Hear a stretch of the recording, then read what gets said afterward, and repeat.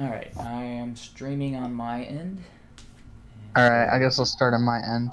Alright, so let's see. Okay, we're live. I'm joined today with Blue Republic and Humane Mind. We're going to be talking about, I guess you could call it corporate censorship, free speech, and some recent events where the only Alex Jones, aka the water is turning into frickin' frogs gay, got banned from various platforms like, Oh, yeah, nearly all of them.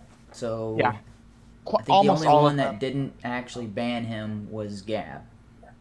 His I think at real Alex Jones Twitter is still up, if I remember correctly. Yeah. Yes, so Paul Joseph Watson and Alex Jones still have their personal Twitter accounts. They do not have their InfoWars specific account.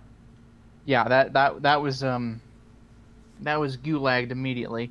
Mm-hmm. So I guess we could talk because I've seen Zoe and Ham tweet about this. Which let me see, pull up Ham's tweet because Well, Ham's calls himself a free speech absolutist.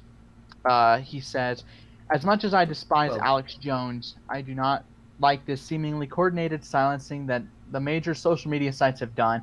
All you've done is given him more ammunition to fire, and people who might have laughed him off before may take him seriously now. I'm not sure that's true. I mean, look at Yeah. Milo Yiannopoulos. I mean, I haven't heard that much from him since he got that big ban after the pedophile stuff went down. yeah. So I think it can have the intended effects. Well, the Yeah. whole reason we heard about him in the first place was he was being banned from all these campuses. He was being shut down. He was, that's the whole reason The he. Streisand effect. That's But the on whole reason social he media, became it's into not. popularity in the first place. I'd never heard of him until I'm like, oh wait, some dude got banned from colleges. What's this guy saying that people hate? And I'm like, oh, okay, I don't. I actually agree with this guy. So Yeah, that's the like whole, that's what propelled him into notoriety. Yeah, but he Yeah. got notoriety on YouTube big time. That was whenever he broke out. So I feel like the social media ban versus the campus ban, that's two different worlds, you know? Yeah. So this, I think, ultimately this will hurt Infowars. I think they're still going to be around. I don't think they're going to be hurting financially. They have enough supporters. They have enough, you know, that's the, half of their programming is them advertising products. And despite what a Jeff Holiday will say about them, it's one thing to like, oh, criticizing, hey, look at all these things. It's like, yeah, but if you haven't ever tried them, how do you know? Or if you don't go to people who use them, I was like, like, I don't know what your stance on Infowars is, but their freaking knockout product, that's like the best sleep aid I've ever had. I have If not. Yeah, and Yeah. I mean, I've tried other melatonin products and all that sort of thing. That is the best natural sleep aid. It works better than things like ZQL and NyQuil for me. So Yeah, or if I need a good laugh, I will listen to some PJW or like Alex oh yeah, Jones. Oh, yeah, they are. Well, Paul Joseph Watson is really good at making memes. Alex Jones is a little more of the try hard. You're like, you're almost there, but when you do it intentionally, it's not as good as when you do it just kind of randomly.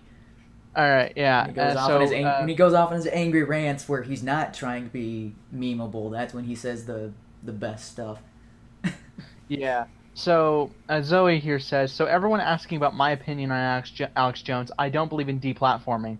Don't tell me about breaking the terms of service. They don't care about the terms of service. At the very least, don't be hypocrites. Ban everyone else who is breaking the terms of service. And no, I don't like Alex Jones. Which, yes, I agree. Like, if people break the terms of service, give them a strike. That's what that's what they're claiming is, oh, Alex Jones and Infowars broke the term of service, and you're like, what? Like, how? What did they do that was across the line? What? Yeah. The only thing I've seen is it's a blanket statement that says harassment and hate speech, and you're like, Yeah. Yeah. What is qualifying for that? Yeah, like the definitions of people's definitions of those things, I wish they could kind of be a little more specific. Like when I got my very first strike of 2017, like that was the third strike I'd gotten on my channel, but the other strikes had gone away at that time. They said that it was hate speech, where I just mirrored a stream where I'm just having fun with friends. We weren't doing anything political or bigoted. We were just having fun talking. and it was kind of frustrating. Now, I would not have the government force them to be more specific as to what they mean by hate speech. Like I would never support anything that would say, you must be required to platform this person. I would Yeah. say that, the Streisand effect, you can use it to your benefit. So like, if I flagged Humane's channel, for some dumb shit reason, like people like if he, I guess, hit the right people up, that Humane could go from some under 200 sub nobody to like a couple thousand subscribers eventually, or some case like that. Yeah, I Where they mean, try look, to censor the person, and, yeah, and it backfires. one of the biggest examples of this in recent history was Roaming Millennial. No one had ever heard of her until Lacey Green did a false copyright claim against one of her videos. Oh yeah. Because she was talking about cultural appropriation. She mentioned Lacey Green specifically, and then the thumbnail had Lacey Green in it. And other than that, none of Lacey Green's content, none of her. It was just the thumbnail because she was addressed in the video. And Philip DeFranco went to bat for Roaming Millennial. Then now Roaming Millennial got, her YouTube channel exploded. It went from several thousands to several hundred thousand within a couple of months. And she was able to leverage that to get a permanent program on CRTV. She's right up there with Michelle Malkin and Steven Crowder and Gavin McInnes. And you're like, that all within like a year and a half? That's from less than 10,000 or around 10,000 to having basically what's the equivalent of a nationally syndicated radio program. The CRTV is, you're talking millions of people. So that kind of, I think, goes into the next topic is Facebook is getting most of the attack right now. They've been in Congress with Zuckerberg, but Twitter hasn't hit that as much. They're kind of taking all the leftovers from Facebook. Yeah. YouTube kind of seems impervious. There's no real alternative to YouTube yet. Where do you think this is going? Are they going to adapt, or are they just going to die out? Well, I think InfoWars has had their own channel or their own website for a while that they, their YouTube videos linked to it, and all of their social media links to their site, so they can host videos on their own, and they also have their own app, like their own mobile app and all that sort of thing. Yeah. So that they've already got their own platform, but the big difference is, in order for people to use the InfoWars apps and all that sort of thing, that you have to already be somebody who wants that content. You have to already know who they are and what. So the big problem that they're seeing is they're not going to be reaching new audience members. That's going to be the struggle for them.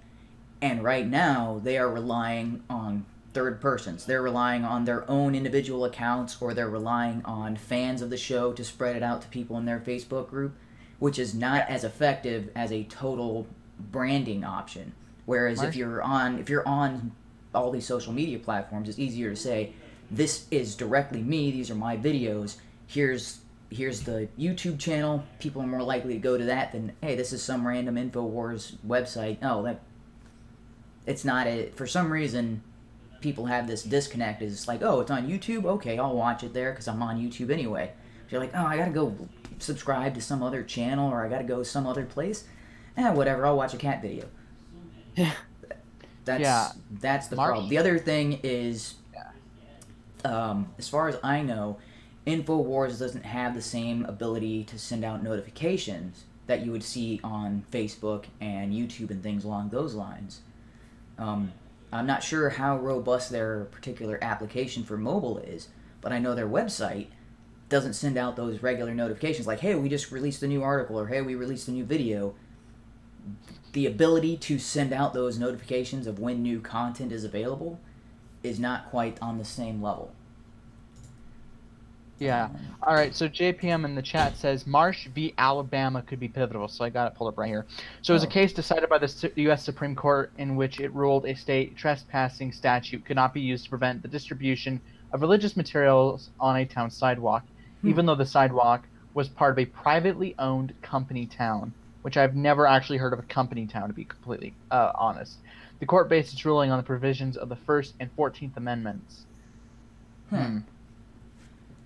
Never heard of this case, though. How does the 14th Amendment apply to that? Yeah, that's the equal protection and, I think, due process of the law. Equal protection. various things like that, and seeing, yeah, yeah. I would say that Hmm. I don't like the idea of like, here's the Yeah. thing. Yeah. If Ale- Considering. Yeah, because Go ahead. sorry, I was just considering the First Amendment. I don't think quite covers what happened here, but provided that case is using the 14th Amendment, then yeah, that's exactly what people have a problem with in this situation. Is it's not applying their terms of service universally to all their customers. They have this written policy, and they're applying it. You know, it's kind of like, oh well, we like this person, so we're going to find something in our terms of service to keep, you know, or sorry, we don't like this person, so we're going to find something in our terms of service to kick them out. And we do like this other person, so we're just going to not even look at our terms of service to see if they did something wrong. Now, here's a question, Humane. If companies are open about this, if right from the beginning of their inception, they're like, all right, we want this kind of ideology here, Oh, yeah. we don't want others, is that fine for you? Yeah, I don't have a problem with that. It's the lie is my problem here, is because Facebook, Twitter, and YouTube, they all say that they are free speech platforms, while they are actively doing things that are contradictory to what their stated public position on this is. That's Yeah. To me, that's a problem. Yeah, much of the case when it came to Marsh v. Alabama was that much of the case is that it was indistinguishable from a state or government town, is what JPM is saying. I will say that in the terms of like if a company is upfront from the beginning, like this is how it's going to be, that's fine. But if they do change their terms of service, I don't want them to do what YouTube is and kind of like under the radar just change without telling people. To me, that sends a lot of red flags. So while I would I need to point out again is I would never ever accept using the government to force them to do that. I think that I would encourage people to go to other sites like Vimeo and Dailymotion. Like if you don't like what YouTube is doing and you don't think like if you kept getting strikes or something, or your videos kept getting locked as private, I would recommend Vimeo and Dailymotion and various things like that. And we got JPM with us today to join us here. And then hello JPM. Okay. Hi. Sorry I don't have my hat on, otherwise I would tip it. All right, so the other thing I do want to give a shout out to other platforms as well, BitChute and Steemit. Yeah. As far as I know, BitChute, because of its distributed nature, by its very design, is free speech oriented because there is no master control. There is no individuals that can manipulate what content is on there and what content is not. Because it's similar to Napster and Kazaa and things like that. Is more similar to a peer-to-peer network. So is it kind of like Tor, where there's no government surveillance of terrorist activities? Any reporting network for that? No, that's because Tor is a little bit more like deep web. So this is more like Pirates Bay, where the government could do something in order to shut BitChute down, but there is no central administration, as far as I can tell from. Looking from the outside looking in, I don't know the exact how it all works together, but from what I can see is it's a distributed network, which means that there is no linchpin to the system. Whereas YouTube, there is a linchpin. Well, it seems to me part of this is that Google itself has gotten so big that essentially one can argue that, yes, it is a public space. Well, I could see the argument for that, although I would disagree for it. And if this went to court and all of that, I would be on the side of all of these companies. If this went to court, I would say that they are within their legal rights to do what they did. But that doesn't mean that it was the right thing to do. Morally, it's reprehensible. Morally, it is precedent not. That says bad.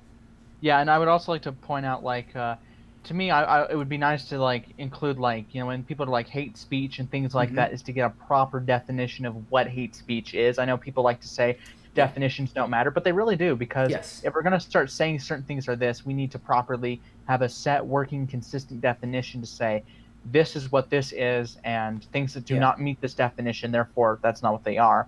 Like, yeah, like that's the way. That's the same way you do with animal cruelty. I mean, it would be there was one shelter I was reading about, and it's like these people from the shelter, they were responsible for enforcing animal cruelty laws. So the guy walked up to the house, took a look, and said, "No, let's go. We can't do anything here because it doesn't meet the definition." Yeah, like some definitions, like they'll be so you can't even argue, well, they're dog whistling. I would argue that in terms of like trying to define things, like some definitions, they like it may be worded differently, but when you just sum it up, they do have usually consistent meaning, and like there are people who argue hate speech is not real, which I mostly fall in line with that type of thinking.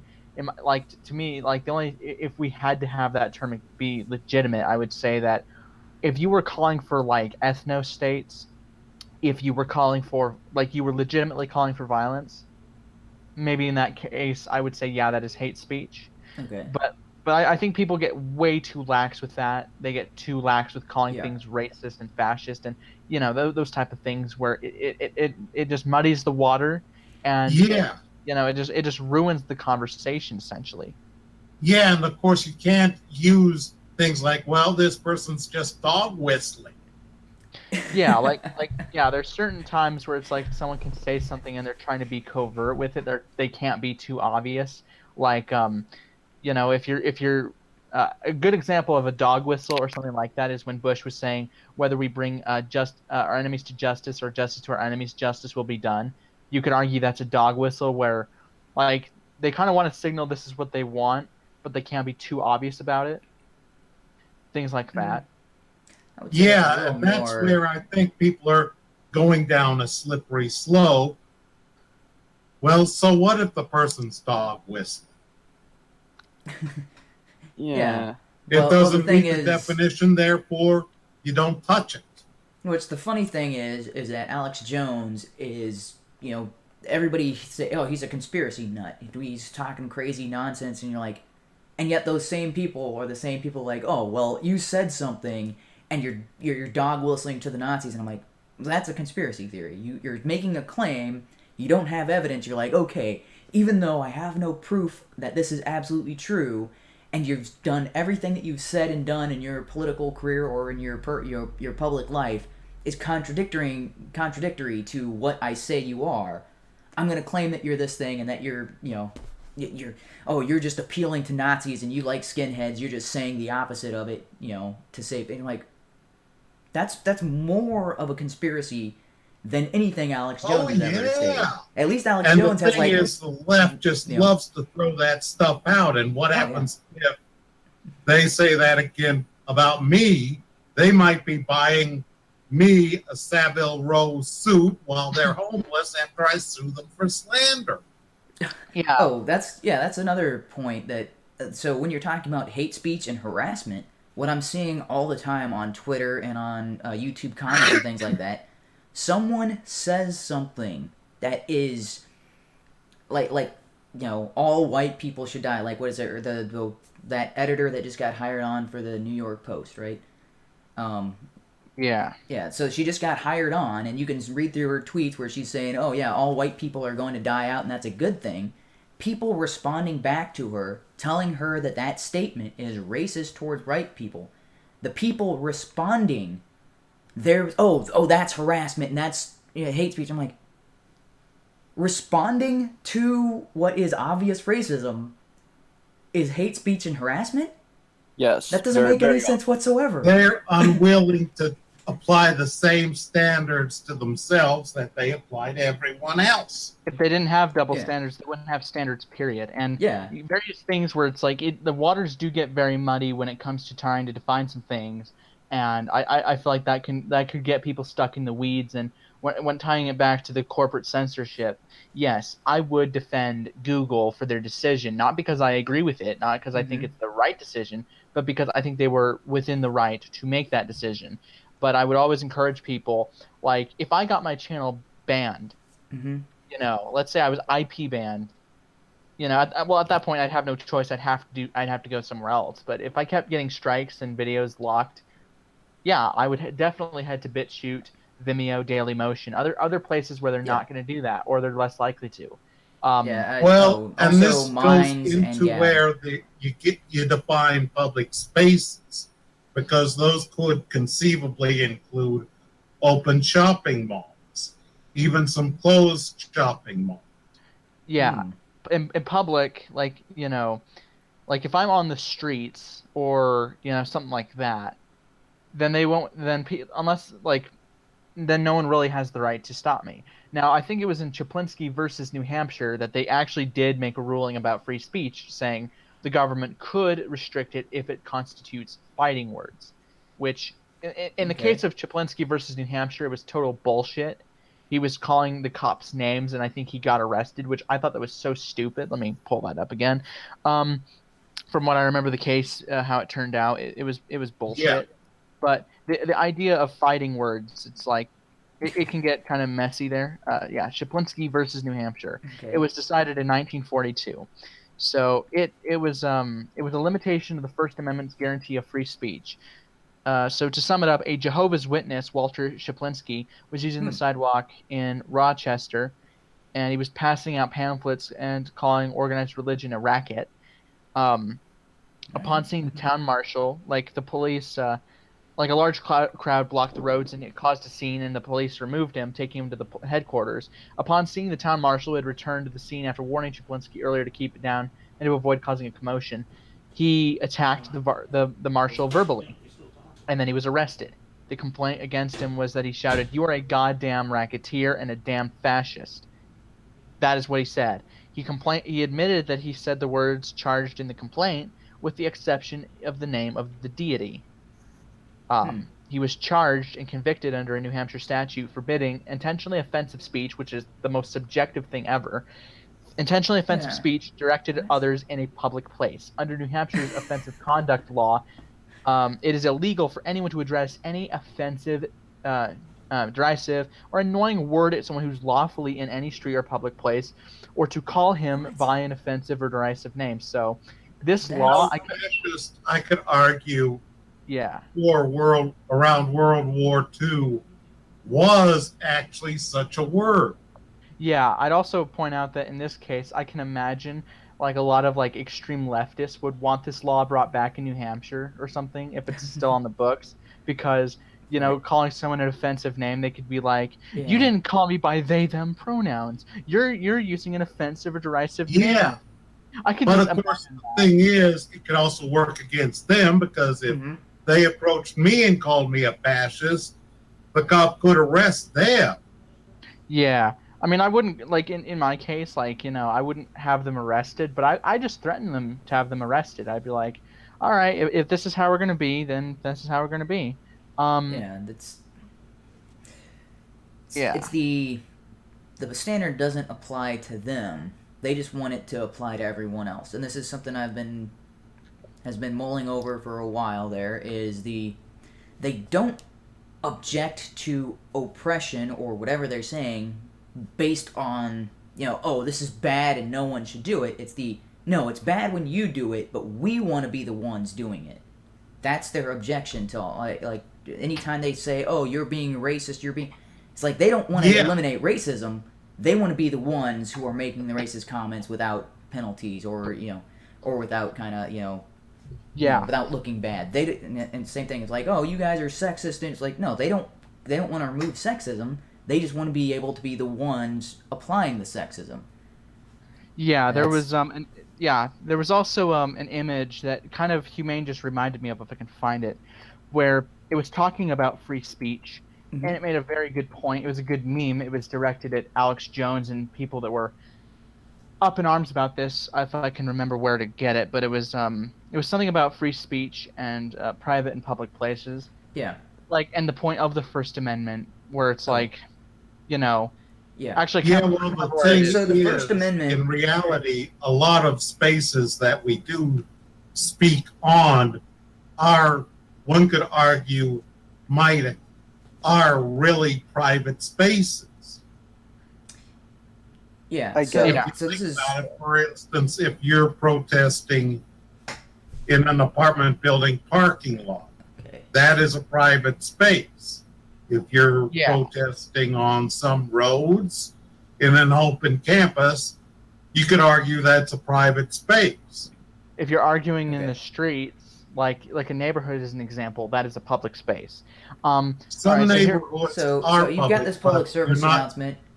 But if you're talking about a gated community, yeah. but what if it's a privately owned gate, a privately owned road that is indistinguishable Mhm. from a Yeah. public road? Okay. So here it goes. Public service announcement. The right to free speech means the government can't arrest you for what you say. It doesn't mean that anyone else has to listen to your quote-unquote bullshit or host you while you share it. The First Amendment doesn't shield you from criticism or consequences, which is all true. If you are yelled at, boycotted, or have your show canceled or get banned from an internet community, your free speech rights aren't being violated. Ooh, It's just that people That's not listening... true. Okay. There's the keep going. veto. No, sorry, keep going. I'm gonna address my criticism after, but yeah. Okay.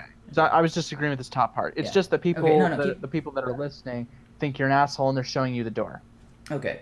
So I want to say that there's a problem with this in that they're using the First Amendment and the right to free speech interchangeably. Yeah. The First that's the Amendment problem. protects the right to free speech. The First Amendment is not what grants the right to freedom of speech.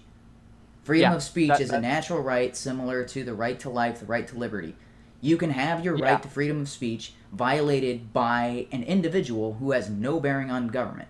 The First Oh, yeah. Amendment limits government. It does not limit people. That's so. Well, if you the pull that up again, so that was my criticism. So if they had Oh. said the First Amendment the whole way through, I would be 100% in agreement with that strip. The fact that they kept switching back and forth between freedom of speech and the First Amendment, that's where I got the problem. Well, even Yeah, then, there's so- still some government law about this. The heckler's veto is one where if people are active, you're hosting an event in a public sphere, and people are trying to shut you down just by screaming over you. Technically, it's free speech versus free speech, but people recognize that as a form of censorship. Yes. That's in law. It's in a court decision. So Yes. Yes, and as I say, some of this also comes down to the issue of public and private sphere, and you have a continuum. For instance, an apartment building. Okay, you have an apartment. I don't like what you say. I can tell you to get the fuck out, or I'm calling the cops. That is my right. Okay. Now, Those- if it was, say, the parking lot, or Oh, say no. the sidewalk, which Yeah. happens to be on the property Yeah. And outside the building, can I say that to you? no. Mm. So parking lot's a little bit different.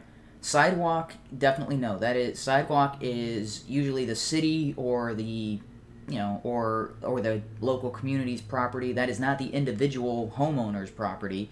Parking lot, same kind of thing, is usually there is an owner of that shopping complex that parking lot belongs to, and they would get the final say. Somebody who owns a shop that is adjacent to that parking lot or owns the building or leases the building Well, one does can not own the argue parking lot that. with it.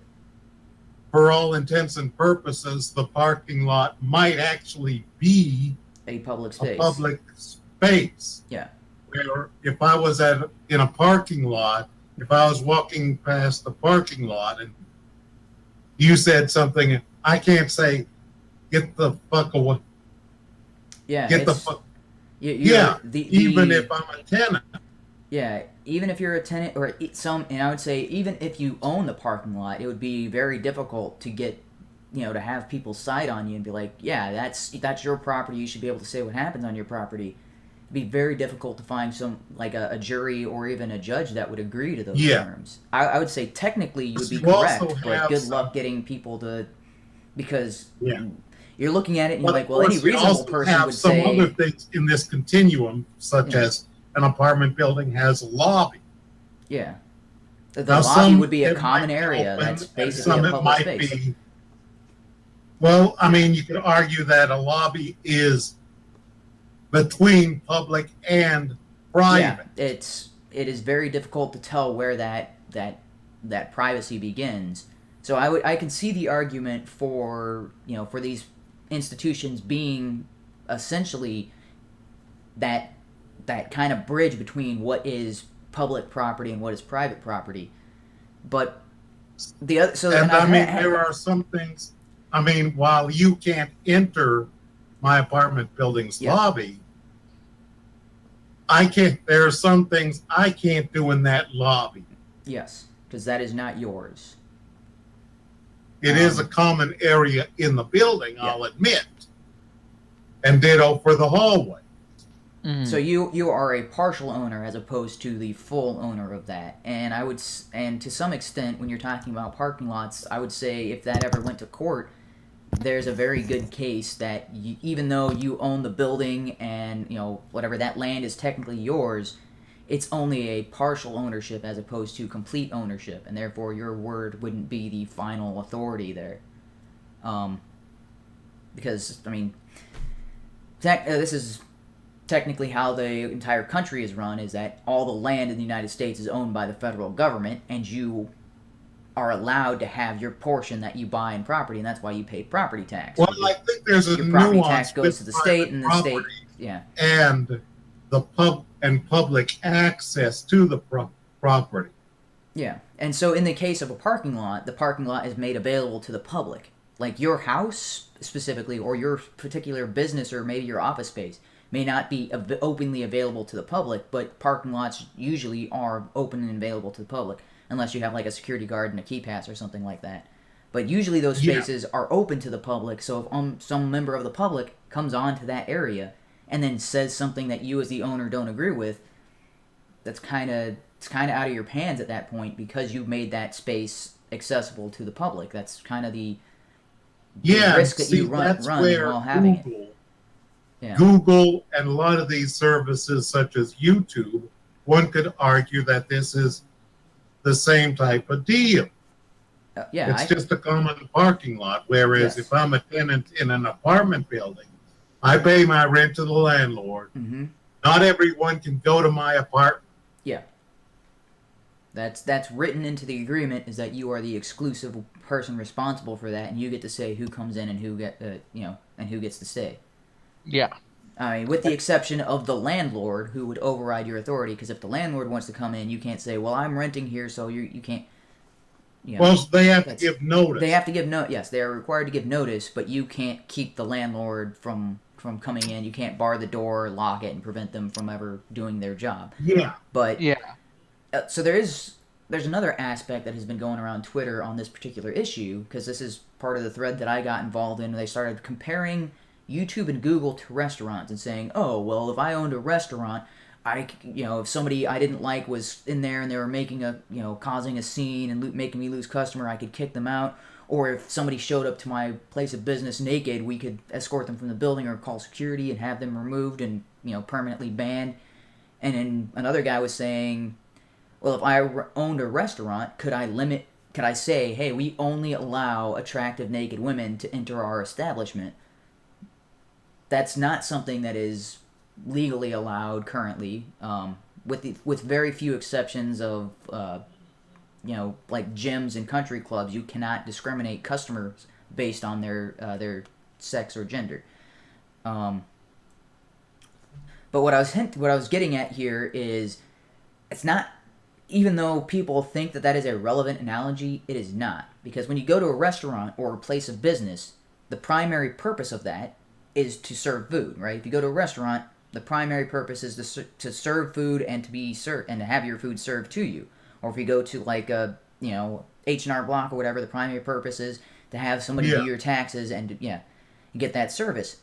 For social media platforms, the primary purpose is to spread your ideas, your content to people who want that content. That's a different aspect. And you're like, oh, well, if a customer is being belligerent in the restaurant and, saying all these things that I don't agree with, I should be able to kick them out. And I'm like, well, if you're a primary establishment, the entire purpose is to have people talk and so that other people can listen. Having somebody say something that you disagree with in that establishment Seems like, but that's your service that you're offering. You're offering a service to connect people, to share ideas back and forth.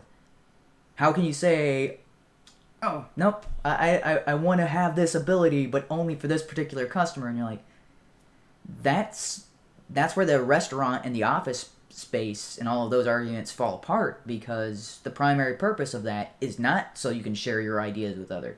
It's not. Well, I think part of this too is you're talking. I mentioned before about a continuum between a public space and a private space, and there's various degrees, such as, say, an open area where the public can enter in order food or something like that. In some sense, it's kind of public, but it's also kind of private, because you can't go in there preaching the word of the Lord or selling insurance. Yeah, or in the case of like the Starbucks, right, where the two gentlemen entered, and Starbucks, they wanted to use the restroom, and Starbucks says you had to be a paying customer, and so then they called the cops because the two people wouldn't leave. Perfectly legal, although Starbucks corporate changed their position on that, but that particular Starbucks was well within their rights. They did not have to provide those two gentlemen a meeting place, provided they weren't customers. Yeah, I'd also like to. Yeah, I'd like to point out, like, I might not agree with how like those businesses conduct themselves, but I think the reason they changed their policy was from backlash, which I think is a great argument for private property rights and for the right to discriminate. Is if you refuse service, and people, and like backlash happens, like, or even if you don't discriminate, you just have a huge misstep, like United Airlines. People threw a huge fit over that. They lost tons of money. Oh yeah, and they changed because they didn't want to continue to have that huge door opening of that would. Well, the problem with United was you weren't even talking about a typical bumping situation. If you're talking about that doctor that was dragged off by security. Yeah, I thought they were heavy-handed with how they dealt with it. However, I mean, if I remember correctly, like, his situation was like the type of seat he had, they could actually ask him to get the hell out if they needed to. I thought they should not have overbooked, but I if I remember. Well, correctly. I mean, what I think it wasn't even a real overbooking situation. Overbooking, what it was the flight was not overbooked. Yeah. It was just that the airline wanted to get a deadhead crew. Yeah, they were trying to get their employees from one place to another, and that's the plane that they were going to use, but they didn't have enough seats on that plane to do the passengers and their crew members. Yeah. Yes. So they were trying to bump passengers so they could get their crew members on there. And also, unlike a bumping situation, this occurred when everyone had already boarded. Yeah. And as I say, the rules with deadheads are probably different, because you're not talking about something that can be argued customer A versus customer B, but rather airline versus customer A. Mm-hmm. Yeah. I mean, I always looked at the situation of United Airlines to be such a disaster, like a complicated mess. Like, regardless of who was right or wrong, I thought they didn't need to be very heavy-handed with how they dealt with that guy. Okay, so Blue Republic had typed that he needed to go, so he said later, so that's fine. In this group chat of the Hangout. Okay. I've always, so Red Feather 1 asks, are we talking about the Red Robin thing with Sarah Sanders? No, but that was interesting. Like a lot of these people that normally, like anybody else, they would have been like, this is discrimination, she shouldn't have been asked to leave, and blah blah blah. We're happy about it, and these are the same people that don't like civility, who say civility is bad or it's useless. So they open the door to that, and it was so hypocritical. It was what HUMANE was talking about earlier. Is they want the rules to not apply to them but to everybody else. Like when several members of the Trump administration refused service at certain restaurants. I mean, I support the business's decision, even though I thought it didn't accomplish anything. Yet these people that would have otherwise said discrimination and would have screamed, "But my Civil Rights Act of 1964." But what if someone like Waters or Chante Binks went to a restaurant and that I owned, and I walked up and I said, "Get out." Yeah, imagine if if Caitlyn Jenner went to Red Robin and they told her to get the fuck out, everyone would have been freeing for days.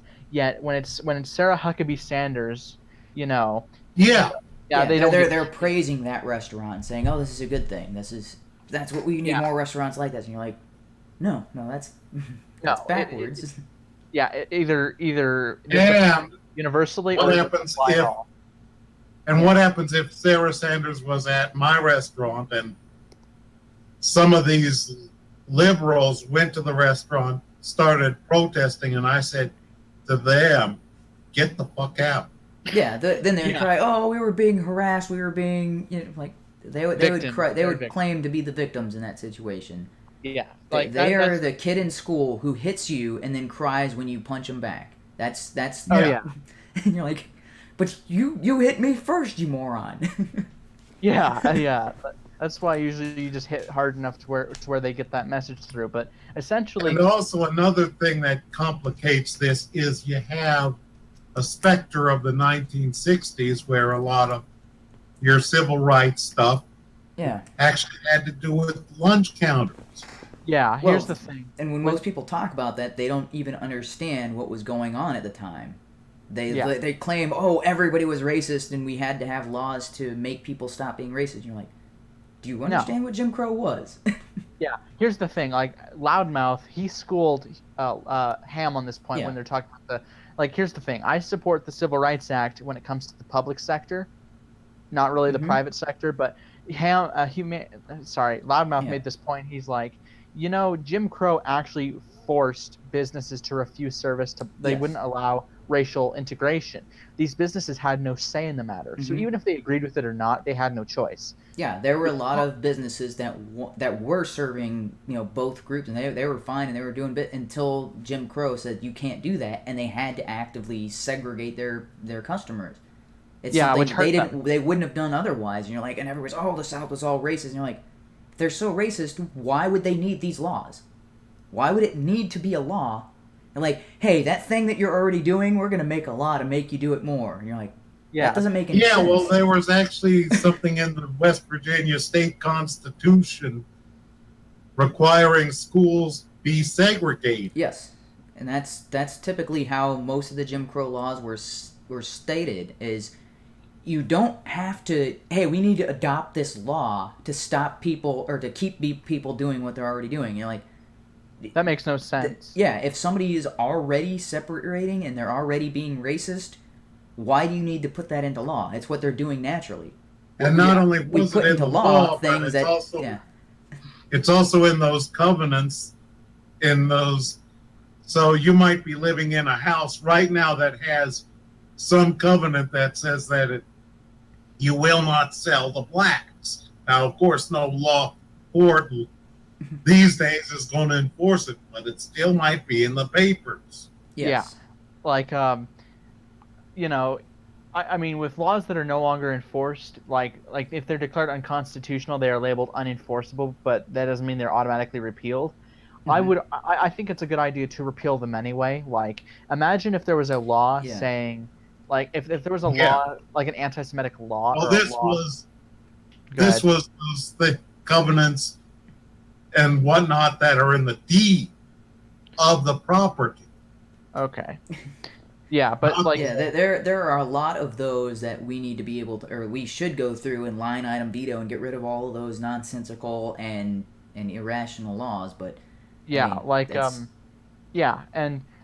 when Loudmouth brought that up with the private property thing and Jim Crow, Ham shut his mouth. Like, he knew effectively Loudmouth had just knocked that argument out of the water. Yeah. And that point you made, like, if they were doing that voluntarily, why would you need a law to make sure that's what they do? That's another good point. Yeah. Another thing is wouldn't you imagine if I owned a restaurant and I was to say to Humane, you're a Jehovah's Witness, we do not serve your kind here. Like, wouldn't you be glad I made that clear to you, Yes. so you would not, like, wouldn't you feel Yeah, a little that's- uncomfortable or unsafe if And you're gonna get that's the served? argument Ben Shapiro made as well. Like, yeah, I would like to know if my money is going to support a secret Nazi or not. And it's like, Oh, yeah. yeah. If somebody hates me, and by law they have to serve me, that means I could go to this place, 3 times a week and give them my money, and I'm like, and in the meantime, maybe they're saving up to, for a genocide or for a gas chamber.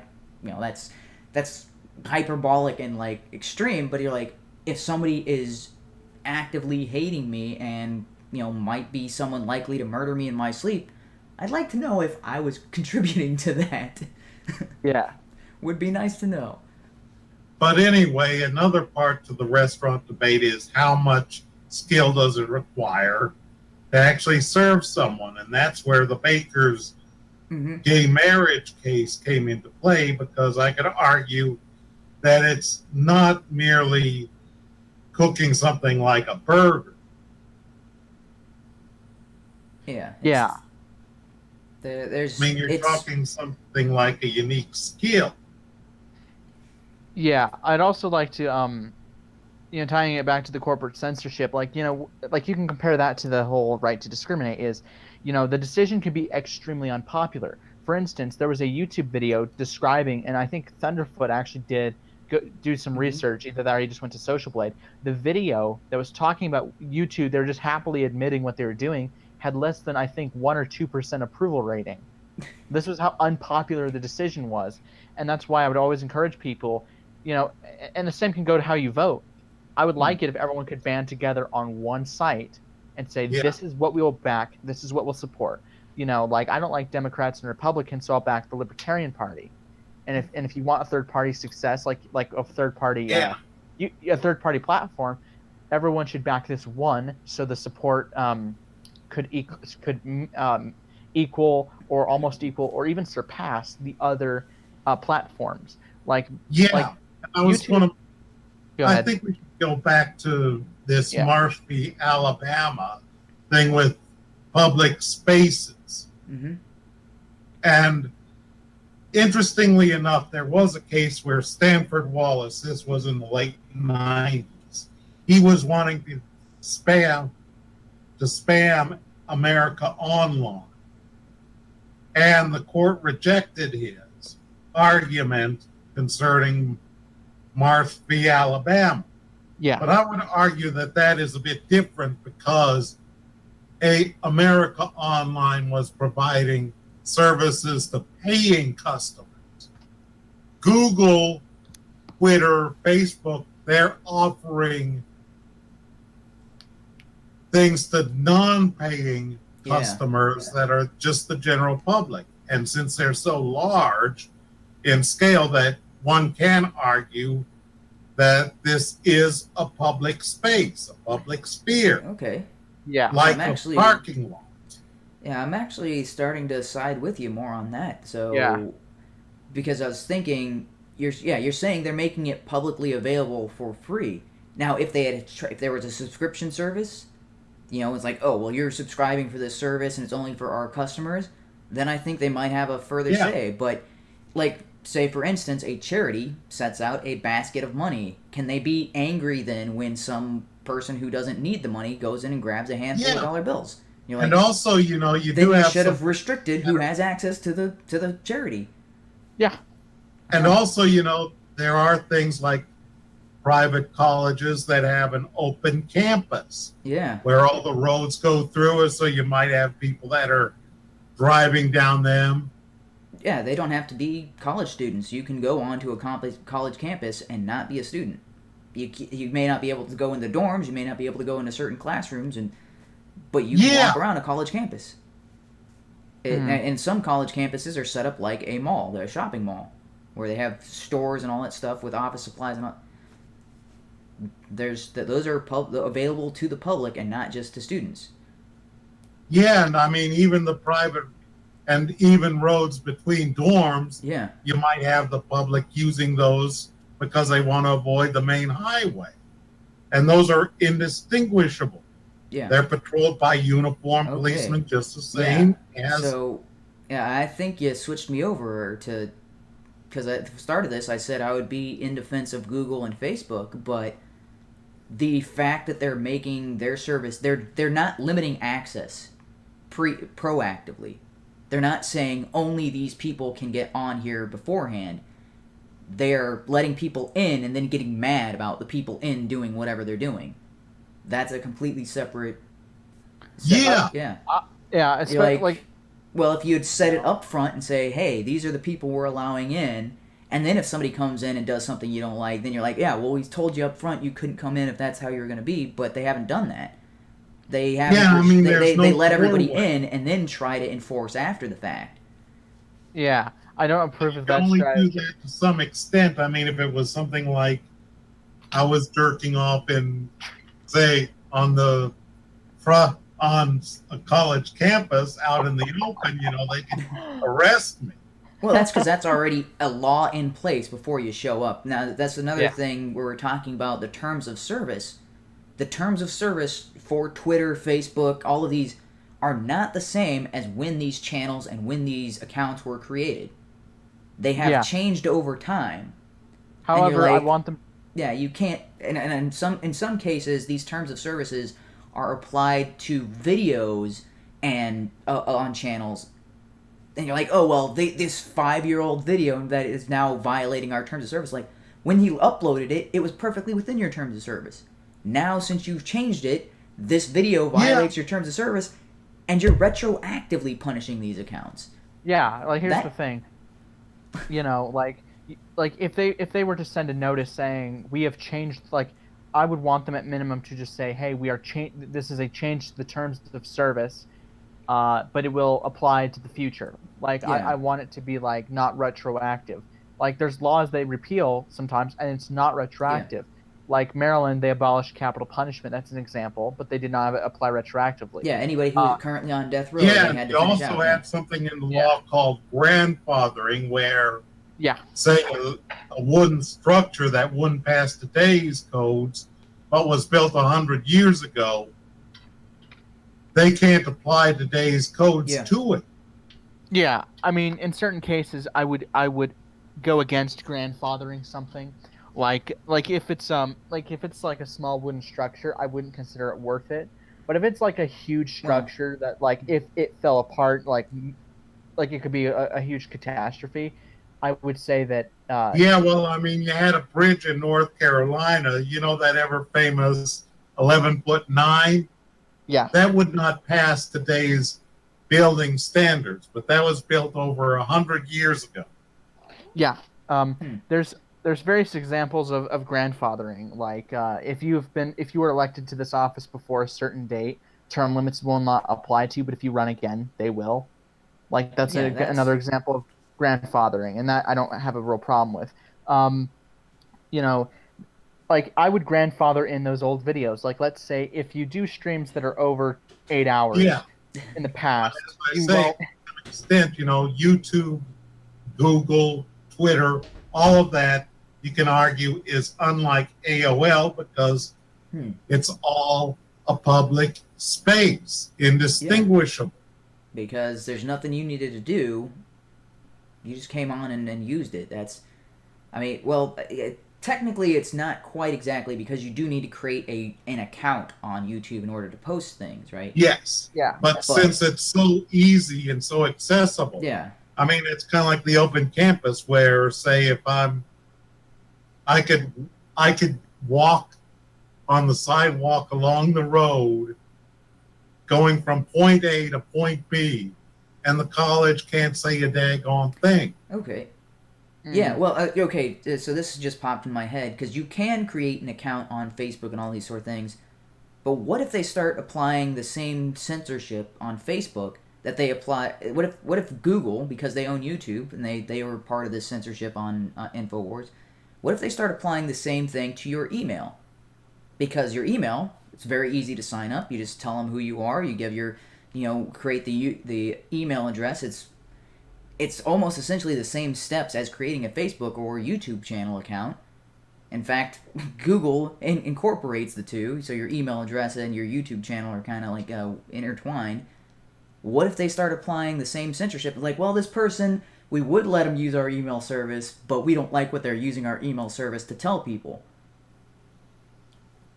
That's okay. Yeah, I think you flip my mind completely on this, because the same grounds that they're using for the violation of terms of service, they could use that on emails, personal emails. I would say that because it's a communication network at that point. Yeah, I would say that it is important to like I would always encourage them to change their minds, but I don't know if I would get government like to crack down on it, because like I'm not trying to use any slippery slopes, but I would get concerned that would set a bad precedent if we try to use government force. I would say that it's like trying to find other ways. Conceivably, but on the other hand too, if you really think about it, a lot of places where a lot of protests occur is actually on private property, which happens to be in the public sphere, such as your parking lots, your private roads. Yeah, if I was protesting on someone's private property, some start on somewhat private property and then go out onto the roads and into the highway. Did you see those videos? Yeah. Well, I have to admit that private property, you are talking about a continuum, say, from a road that's on this property to my apartment. Oh, no, but yeah, did you see the videos of the campus marches where they left the college campus and then they, for some stupid reason, decided to march across the 3-lane highway? And one of them got hit, and you're like, and then they tried to sue the school because the school didn't properly organize their protest, and you're like, you're all over the age of 18 and you're walking across. Well, I meant on the sidewalk. Yeah. But there have been incidents of protesters going out into traffic and getting hit. And you're like, dude, that you deserve every bit of that. Here's the thing. I remember people were talking about whether or not like it's justified to hit people with a car, like when they were protesting in the roads. I would argue that, I would argue that it is justified if it was like an ambulance, like someone had a heart attack, you need to get to the hospital or else they will die. Yeah. If you it might not be the greatest thing, and I would not encourage people to do it, but if like you're trying to get someone to the hospital and they might die, or your wife's giving birth, you take that risk by going into the road. Something like some kid that brings his bicycle out onto a freeway decides to get into a lane. You can't help but hit the person. Yeah, there's like at some point you're kind of like, I'm going 70. There's not supposed to be people crossing right here. Yeah, like it's bad enough when you're like, okay, deer, be cautious of deer, but yeah, if you're talking about like, hey, this is, I mean, they've got it fenced off, they've got medians on the side of the road.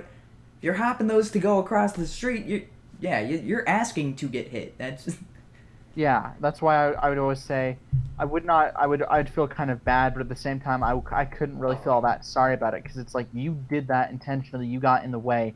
If someone's going 70. One time I remember I was in the car with someone, they were going 90. It's like if we hit somebody who was intentionally in the road, that person would be a pancake.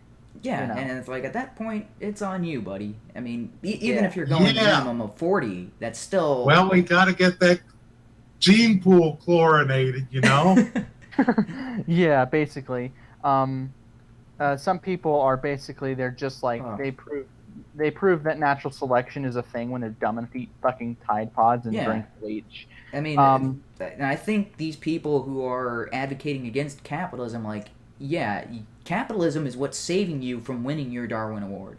Capitalism is saving you from yourself, and you hate it for that. You're like, how dare you keep me alive when I want what's kind of tantamount to suicide. Suicide by stupidity? Is that a thing?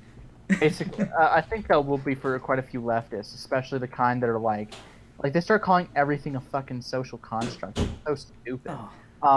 But I would say, I'd say basically in terms of like if you're paying money for it, I'd say it's fine to sue somebody. Like have government involvement is if you're paying money and they're scamming you, I'd argue that'd be justified to bring government into it, but I'd try not to unless it's like if it's free, then there's no basically there's no point in bringing them in. But if of course, another thing about these social networks is that they are already platforms for various types of activism. Mm-hmm. You could even argue that some videos I was doing was actually activism. I hate well, that the term other thing activism. is some of these are actually like activism for illegal activity. There are like Facebook and YouTube and not YouTube is not quite as prevalent, but Twitter and Facebook, people have been pointing out accounts that are actively recruiting for terrorist organizations they're still up and running. Nothing has been done. No takedown of any. You're like, wait, not even a slap on the wrist yet? These sites are still up and running full steam. People have been reporting them consistently, and yet InfoWars is the one who gets slapped down. You're like, I don't think you guys have your priorities in order.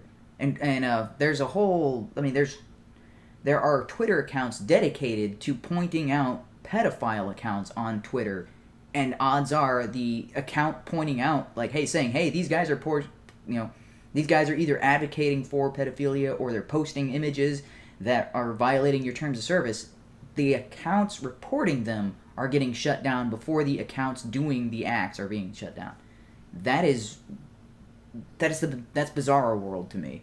I'm like, wait, for saying these people are saying this, linking to their material is more punishable than actually posting it in the first place. You're like, of course, another thing to keep in mind is that there are people in this world who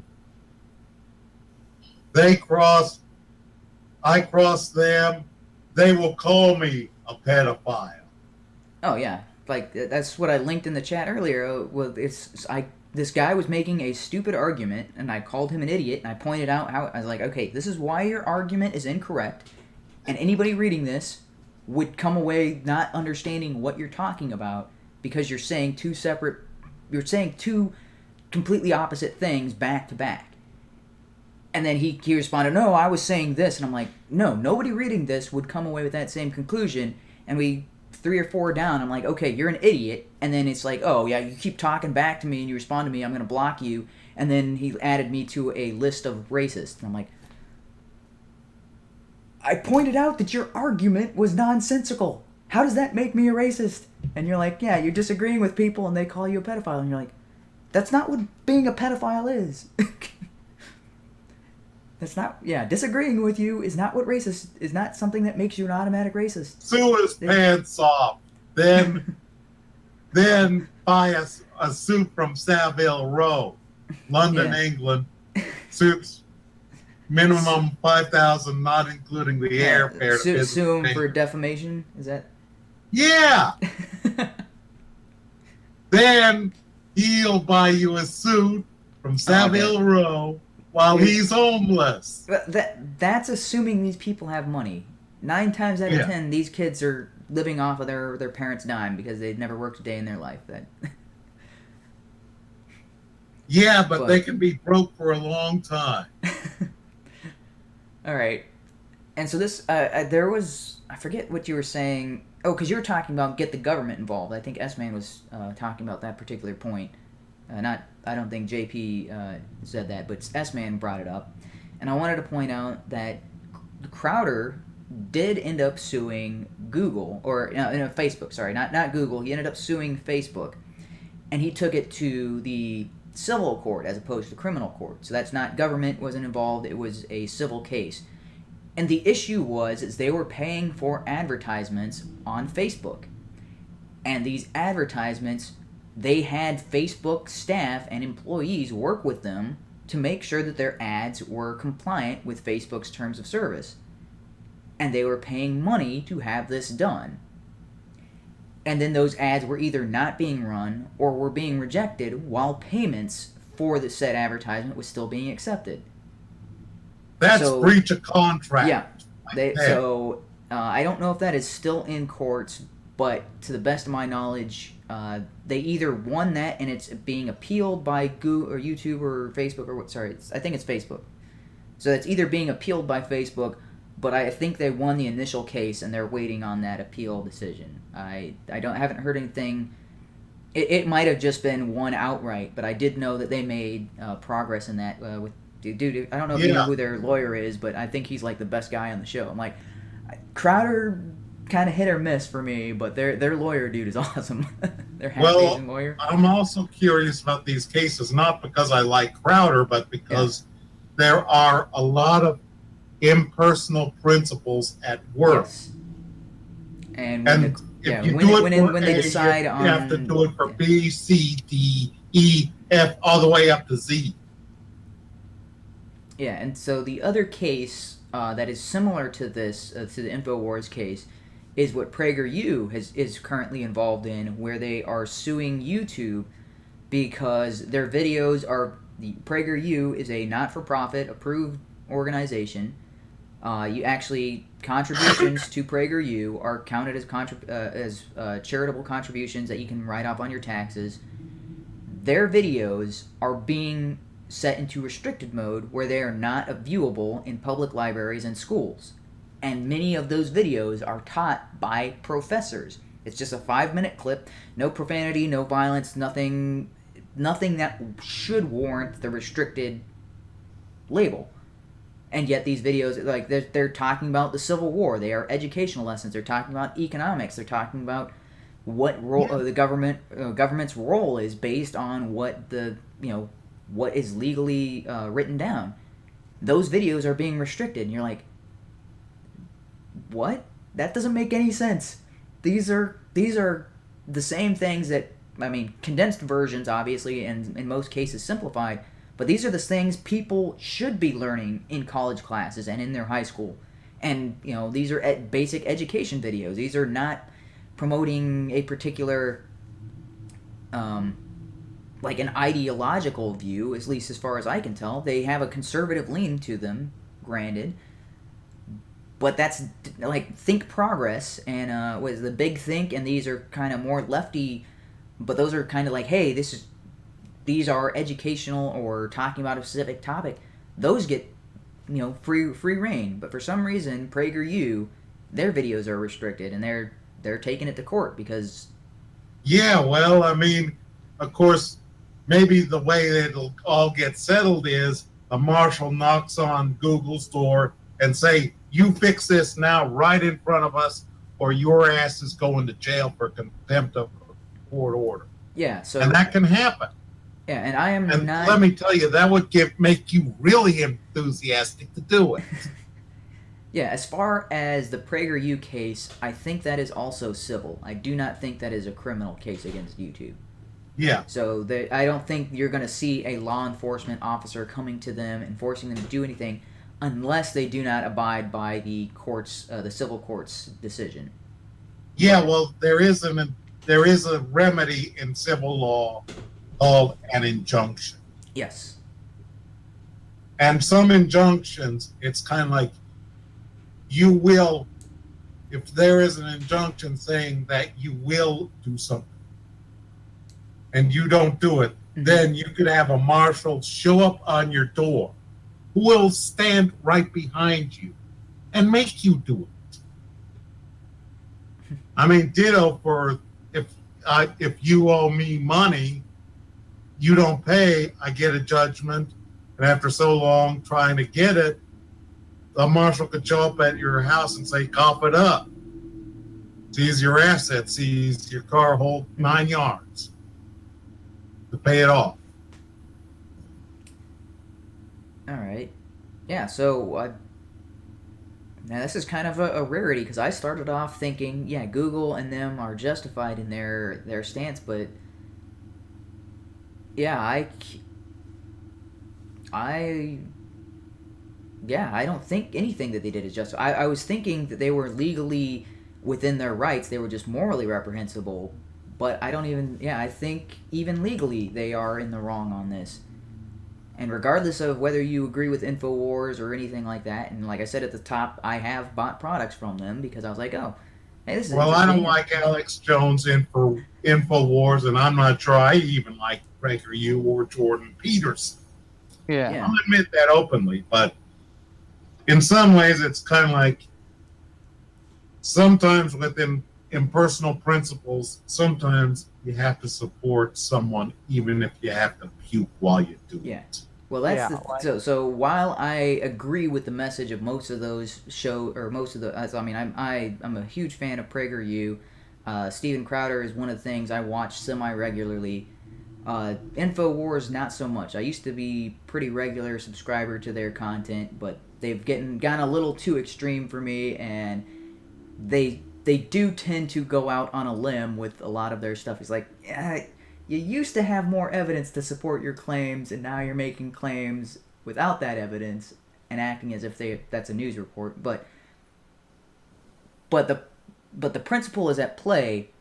If the shoe was on the other foot, if the people being banned were the people I disagree with, if there was somebody like ContraPoints or Christy Winters. Winters. Yes, I have actually supported her, even though I would like. Yeah, and even if it was the Young Turks that was being censored in this same way, I would have to take the stand and be like, yeah, I'm in support of the Young Turks. Wow, that's a terrible thing to think about. I am in support of the Young Turks. What? I hope it doesn't come to that. Yeah, I like being on the side of the persecuted.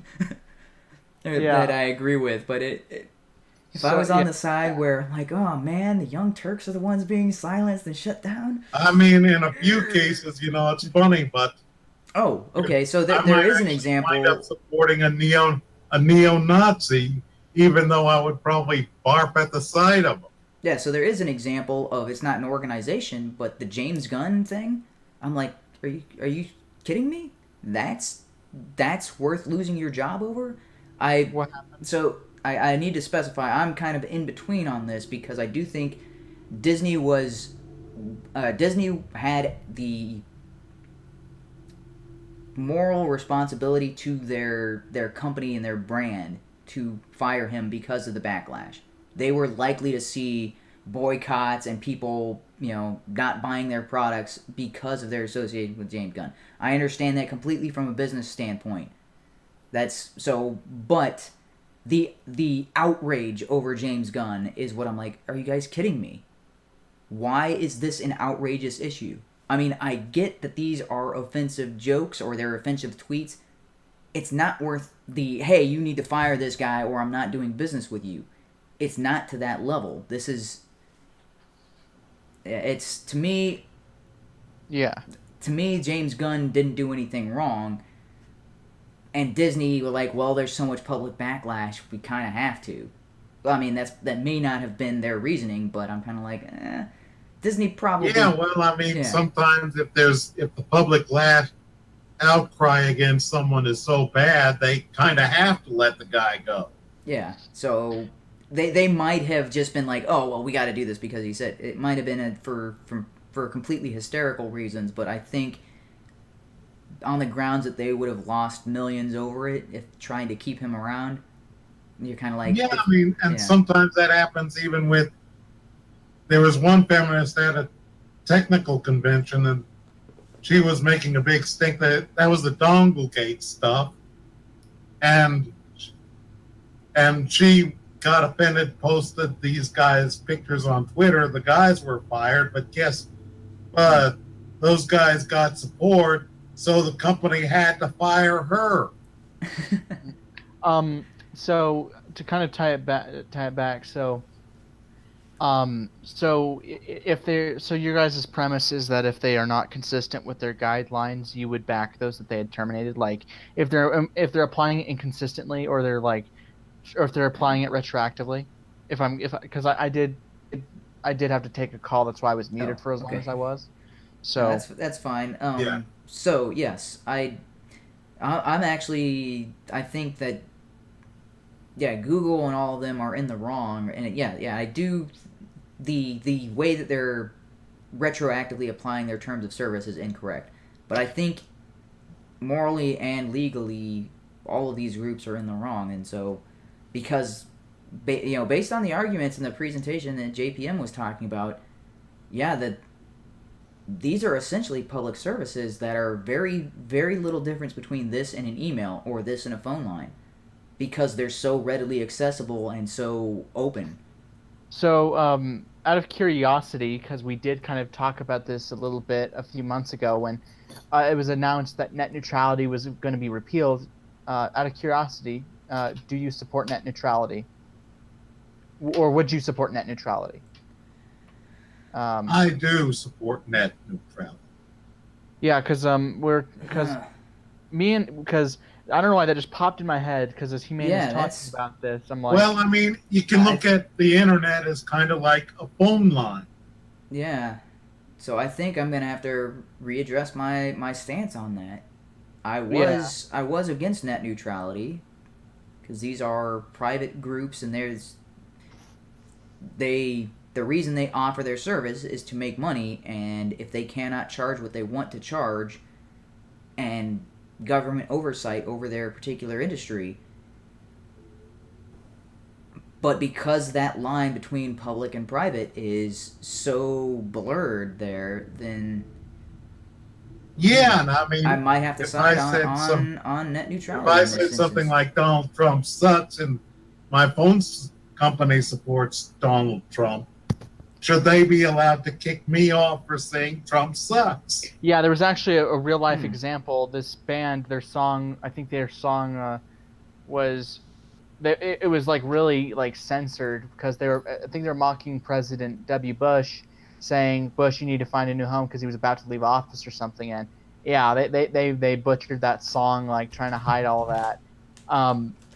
So, like, originally, because, like, when I first heard of net neutrality, I couldn't really give two shits. Like, if you forced me at gunpoint to have a position on it, I did some reading, and I'm thinking, okay, fundamentally, I could back it. Fundamentally, I can agree with it. But I was like, we could just resolve this without having to have huge government oversight. But what was that case? So-and-so versus Alabama? Wasn't it Marsh v. Alabama? Yeah. Marsh versus Alabama. If that ruling is still in effect, which I think it is, then I'm not trying to just agree here, but if that is true, and there's no if there's no distinguishing them, I would say that does make sense, and I would have to revisit, like, because net neutrality itself is kind of interesting talking about it, although I don't think it was the fear mongering was that people were making about it at the time was as justified as like I think we're still. Well, you have to understand what a company town was. Yeah. It's where a company would own all the property, all the roads in town. And the workers would live on site in company houses. So the company was kind of like the land. The company owned the sidewalks, the churches, the whole, the post office was actually a tenant of the company. Yeah, and the company hired the policemen. Very much similar to a military base. I guess so. Yeah.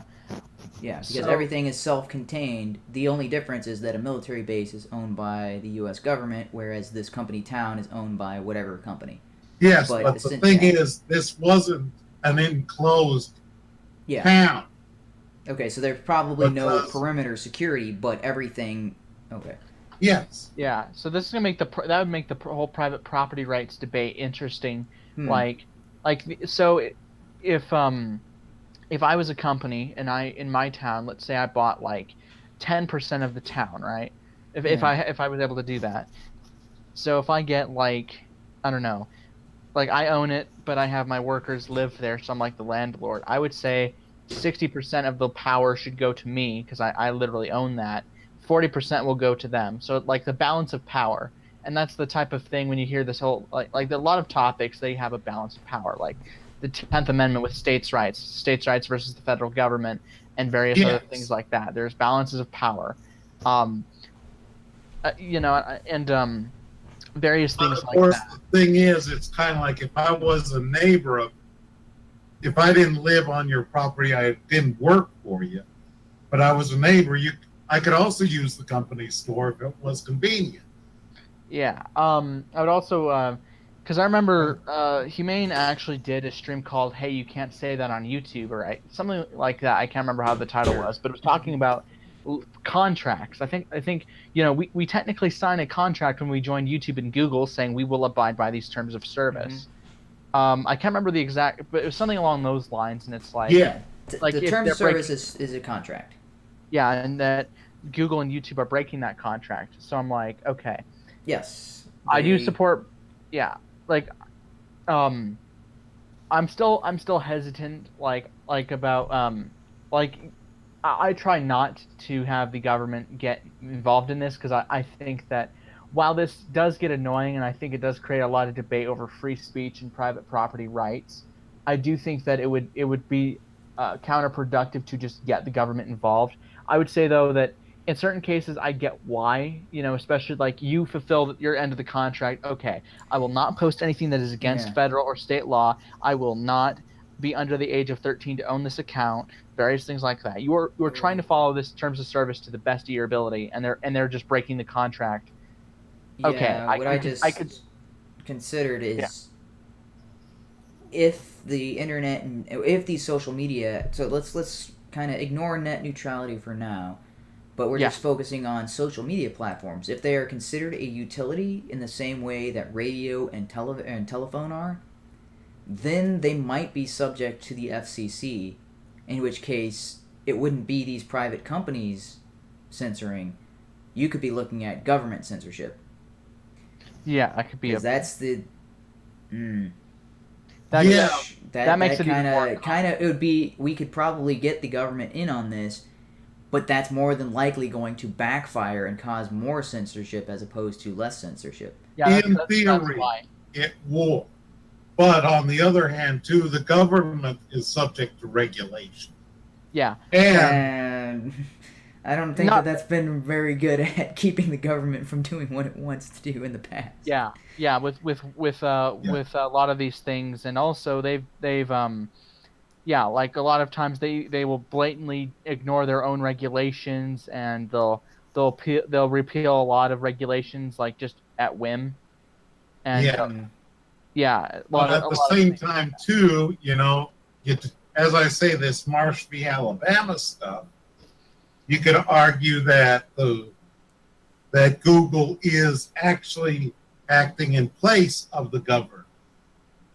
I would want to find I would try and, because I'm pretty sure if this type of thing were to be of course it's not just us three who are aware of this, this isn't some little conspiracy, but imagine if people if this type of stream was to get shared around, which I'm totally not shilling, but if people were to do that and they were to hear this, imagine if it got to the point where Google and all these other places were lobbying the government trying to get that type of thing changed.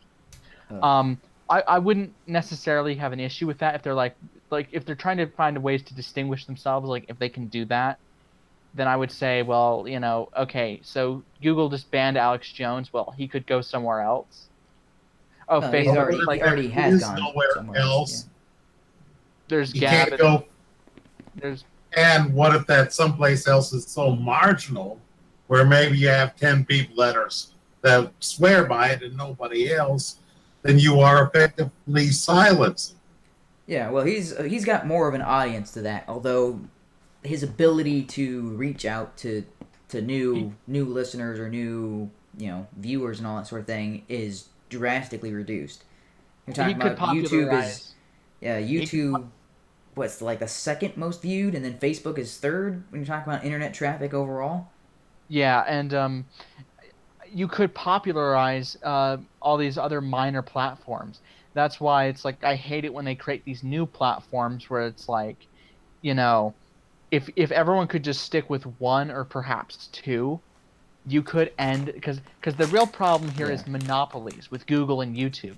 They're not changing. I see all these petitions. While in theory I support them, even though I do think that they are still a private company, I would say that there are other places that you could popularize. It's like people saying lesser of two evils. Well, the reason there's supposed lesser of two evils and monopolies is because you do vote for them or you do back them. So why not throw your backing towards others? And if enough people could agree on just one, maybe you could overthrow that monopoly. But I do understand the whole the issue HUMANE and JPM is bringing up, and I'll have to read a lot more further into Marsh v. Alabama. Yeah, so I do think that they might be legally in the wrong. However, I think my solution to this has been the same solution that I had back in August of not August. When did I start working on it? August of 2016? Well, I better be heading off, but it was nice chatting. And okay. Anyway, my solution would be it would be the free market in that create a competitor that does it right. Yeah. Then you don't need to get the government involved. You don't need to worry about all these possible ramifications. Just build a better mousetrap, which is what I've been trying to do. And the software side is sound, although I do not have the equipment, and so this is shilling for my own product. If anybody's actually listening to this is my shill for Funfair, which is the project I started. The software is sound. I do not have the completed or the finalized version yet. We are still going over last minute troubleshooting issues and things like that, but it's 90-ish% done, and the software side is mostly finalized right now. That took way longer than what they had told me and what I was expecting, but fact is it's done. Now my problem is I don't have the hardware to go with it. I do not have the licensing to go with it because several pieces of this software are proprietary software in order to get it up and running the way it needs to be. Yeah. So I'm like, I've got the core of it, but in order to actually make it go live, I needed that $10,000, and that GoFundMe project and the amount of interest I had in it, I was like, wow, with all of the censorship that has been going around, I can't understand why so few people are even like, oh, hey, this is interesting. Like, there's so little interest in it. And I'm like, really? I mean, I get that there's a couple of... I do want to say, as far as I know, Maker Support has also gone under.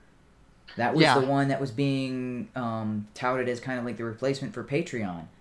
To the best of my knowledge, Maker Support has had to close down because the payment gateway they were using is no longer letting them process payments. I'm not 100% sure on that. I'll look it up.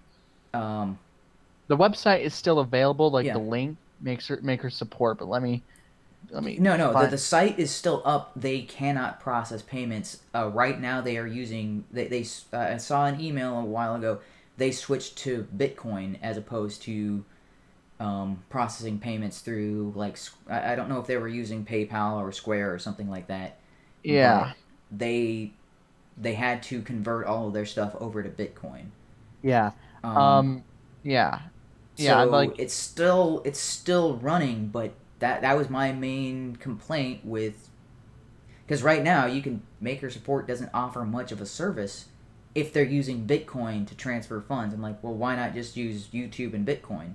You can already put your Bitcoin wallet address in your YouTube. So what on top of that is Maker Support offering? Yeah. That was one of the things. I was like, I can do that, and I can have that site up in a couple of days or weeks. And not to say that Maker Support wasn't an impressive... I was impressed at how fast he was making updates to it. But I was like, okay, I see what you're doing, and I think that's a good idea, but I don't think it was sustainable in the long run. And it looks like my fears were right. I mean, I'm glad he saw the success he did.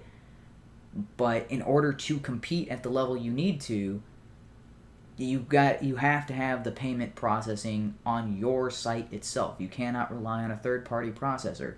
That's part of the issue that I'm running into now. Is I need to set up my own dedicated hardware for that specific purpose, and the software to go with it, which usually requires a license for the software, and from what I can tell, the one that I'm looking at and have kind of like bookmarked for this purpose, it's a one-time fee. You get your in it, and after that, it becomes your proprietary version of that software. So after that, they can't revoke it and they can't remove it, but I need to pay that upfront for it. So, and looking at that, I was like, so, and I'm just talking about the hardware and the licensing fees and all of that sort of thing. And also there's what's the other one? It's something similar to licensing. It is API fees, and that is because essentially once you're processing payments from like credit cards, you're talking about Visas and MasterCards and all that sort of thing, you have to pay in order to have those services on your site. And so that's people who go through PayPal. PayPal is already paying those fees and all that sort of thing. Oh yeah, PayPal's covering that. That's because PayPal is a payment gateway. Yeah, that's true. Yeah, so if to take over that, there are fees that go with that, and paying that out of pocket, you're like, if this doesn't make me any money, I'm just gonna be bleeding money paying these fees for the merchant services, for these API plugins, for these licenses, and then I'm not gonna have anything to show for it because right now I've had less than 30 people show interest in this. I'm like, less than 30. Really? That's pretty uninspiring, very discouraging. Yeah, and it's like, even if all 30 of them ended up joining my site, I mean, I'd be losing money hand over fist just hosting the site every month. And I'm like, I needed 10,000 users would make that site sustainable, like indefinitely. Okay, so that's nothing compared to like even Minds and all that sort of stuff. Within the first couple of years, was able to raise $1 million. They already have several hundreds of thousands of users, and I'm like, from what I'm looking at and all my projections on my stuff, I'm like, very small user base to reach that sustainability. And once you get that sustainability, everything from there is golden. Yeah. So, a question, because I have a theory. So you still back people on Patreon, am I correct, or you don't do that anymore? Everybody that I was backing on Patreon, if they had a maker support, I switched my patronage over there.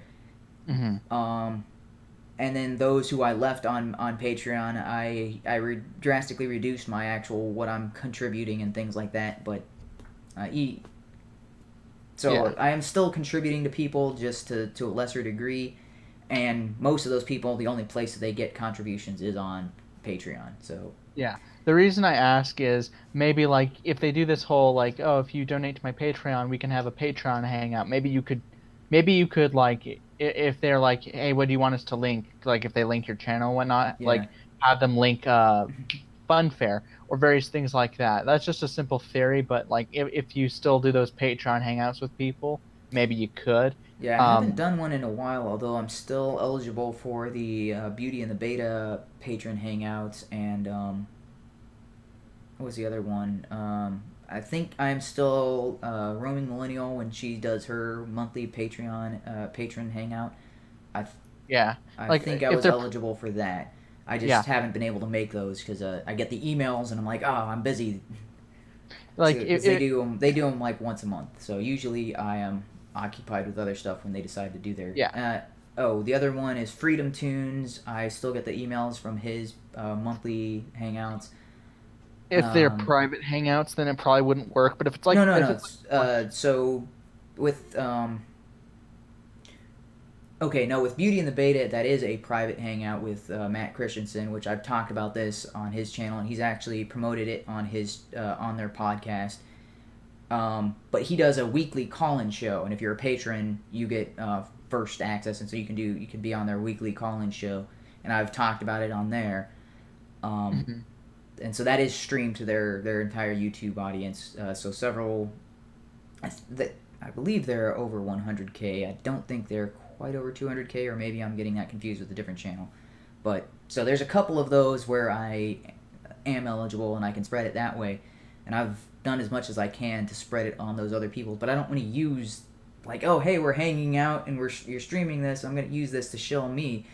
That's kind of a dick thing to do. Oh yeah. Yeah. So usually when I do talk about it, I make sure it's like, okay, it's in it has something to do with the conversation, and I'm like, okay, is it okay if I talk about this on their, So then they're like, oh yeah, you can do that. So I get permission prior to, they're like, oh hey, by the way. Yeah, that's of course a good thing to do, to get permission beforehand. Yeah, because I'm thinking, because I remember you did do a Patreon hangout with Warski. I don't know if you're still a patron of his, but I remember you did that, and you. No, I have stopped like the Warskis. Ugh. Yeah, apparently he burned his nipples on a live stream as everyone was shouting the N-word on one of those streams. Yeah, I'm like, oh my god. The attention whoring kind of went to their heads. Not so much Chris, but definitely Andy. Yeah. So Chris was obviously the more intelligent one. I mean, he's Asian. Come on. Yeah, I always looked at it like Warski. I used to like, and I he seemed like an alright guy, but it like when he did the first few streams of those alt-righters, I'm like, I probably would not feel comfortable having them on if it was my channel, but I will support his right to do that. No, yeah, he lost my support with the Candace Owens debacle. That. Oh yeah, yeah, so, and like I mean, I like some black guy. That's so Derek. I don't know his actual last name, but it's not some random black guy. That's his YouTube name is some black guy or some yeah. And that's also his Twitter handle. But I still have a lot of respect for him. But I saw, so it was Blair, Warski, some black guy, Jeff Holiday, and a couple of others. It was all circle jerk reporting the same bad information. Mm-hmm. And I'm like, dude, you guys, I kept reporting. I'm like, dude, like this, I'm sending you screenshots. This is what's going on. What you guys are saying about this particular website is not true. You're spreading this false information. And I was like, that's exactly why I don't consistently watch MSM, because they do the same thing. Like, one person starts a false rumor, all of them start reporting on it, and then they're like, well, I didn't know it was false. I was quoting this other source, and I wasn't, oh, look, this other source said this, and this is what they found. So they're like, dude, if you're going to report on something like that, you have to look at it yourself. Yeah, you got to fact check it. And if somebody is fact checking and sending you say, hey, this is the accurate information, and it contradicts what you said in your last video, and it's just being ignored. This is the reason why, like, I used to say Blair White was, logical, and I used to say, hey, I used to be, promoter channel, talk about Blair White in a positive light. Yeah. And it was on a stream that Blair and the boyfriend were in a moving truck, and they decided to do a stream on the whatever. So I post in on their super chats, and I'm like, hey, I've sent you this stuff, about them, and I said exactly what was going on, and I'm like, your position on this is incorrect based on this information. And and Blair was like, oh no, I've seen the documents, and I got them from Warski, and I'm like, no, what I'm showing you right here, that information isn't what you're saying it is. Yeah. Because Blair was talking about screenshots from what was that site? Social Autopsy. Not Social Autopsy was the Candace site. No, it was the other one. Can't remember what that was. Drawing a blank on it. It was people posting doxed information on, basically it was Reddit-ish, but it was some other, what was the name of that thing? And people still cite this site as if that's, like, legitimate. And I'm like, that's where people posted the doxed information. Yeah. That was the culprit. This is a site well known for doxing people and for people posting random nonsense. And it essentially, as far as I can tell, was a Reddit-style platform. It's just posting message board. And that's where people would post people's personal information. Something Zoo or something... Oh, man, I'm drawing a blank on it now. It's been too long. Yeah. But Blair and Ann Warski and some black guy were all looking at that and like, oh, see, that's proof of Social Autopsy doxing people. I'm like, you are promoting this site that is not Social Autopsy, it's whatever this other site was, as a legitimate site, they're the ones that are posting the doxed information. Social Autopsy, no doxed information. Pictures and names pulled from Facebook. That's all that site ever had. That's not doxed information. No. Because it is publicly available information. You can look up that username, go to Facebook, and find the image that matches that username, and that's their account. Or you can look up that image and do an image lookup and find that user's name. Yeah. That's not doxing, because that person has made that information publicly available. Yeah, like if you were a hacker and you found their phone number and address, but it's not public, that would be doxing. Their Facebook doesn't have their location is blocked on Facebook, and you post this Facebook user has this address, that's when it becomes doxing. And that's what this other site was doing. It's bugging me, so I gotta look it up. What was the name of that? Although I will say that with Worski, because when he was doing a few of those alt-right streams, even though I was thinking, okay, this is kind of getting silly, I'm like, okay, if he wants to do that, that's fine. But when it was kind of that was all he would do, I kind of lost interest. Especially when there was a clip where he's like, one of them was spouting race realism or some support of an ethno state, and he's not even paying attention. And they're like, "Hey, Andy, what do you think of this?" I was like, "Yep, I totally agree." Not even paying. He just says that, and it's like, oh my god. And then there was this whole fucking controversy where I'm like, okay, I don't support what Andy did in that case, although I don't think what he did was rape. So what happened was, he said in 2009, or at least somewhere around that time, he had sex with a woman and the condom was uncomfortable, it was too tight or something, and he just took it off. It's called stealthing, apparently. Now, I don't agree with stealthing. I think it's not a good idea. I think that's really unhealthy and unsafe. Yeah, But I don't consider it rape or assault. I consider it I consider it questionable and a dumbass move. But I also thought he was an idiot for even admitting that type of thing to begin with. But that is not sexual assault. You consented to have sex with someone. Them taking off the condom, you still consented to have sex with them. The condom is irrelevant in rape laws. The only state that has questionable rape laws are North Carolina, where the woman cannot withdraw consent until after the during the act, she can't withdraw consent according to North Carolina law. Yeah.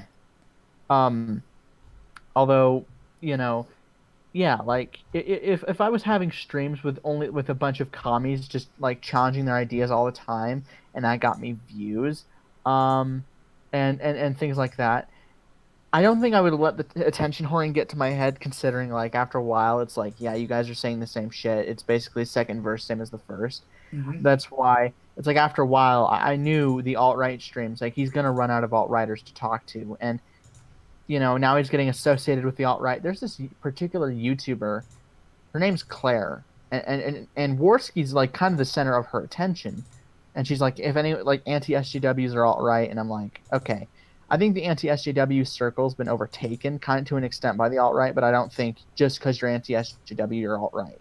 I've never believed that, and I've always thought that was a stupid point someone could make. But it was always just weird to see that. Yeah. So I'm trying to. I know I had a folder with all that on it, but I do not see it. Where did I bury it? I buried my files in Google Drive if I need to for the time being.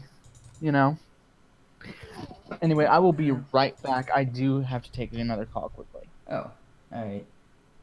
Well, I'm trying to find... What was the name of that site? It's bugging me. So, sorry if I've been a little distracted while he's on there, but... So, it was...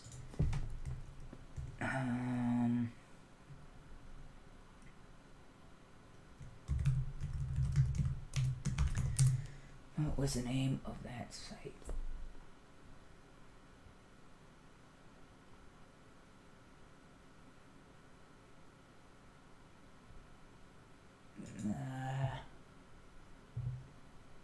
Because this was bugging me that people were citing, because, what's her,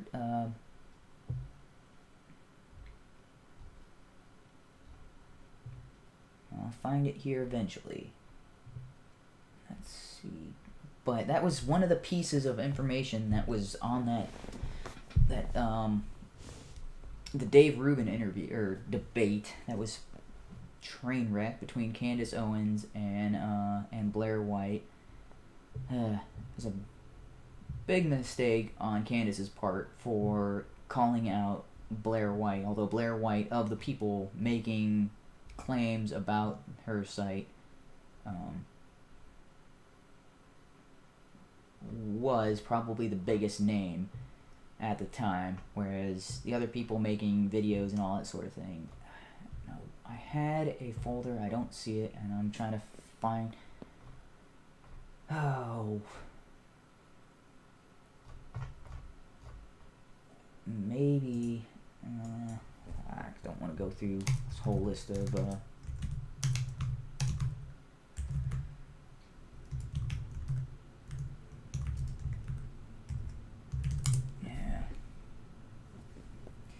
There's a bunch of videos made about the social autopsy thing, and then the proof that they linked to was not social autopsy itself. It was this third-party site that I cannot remember the name of. Okay. Yeah.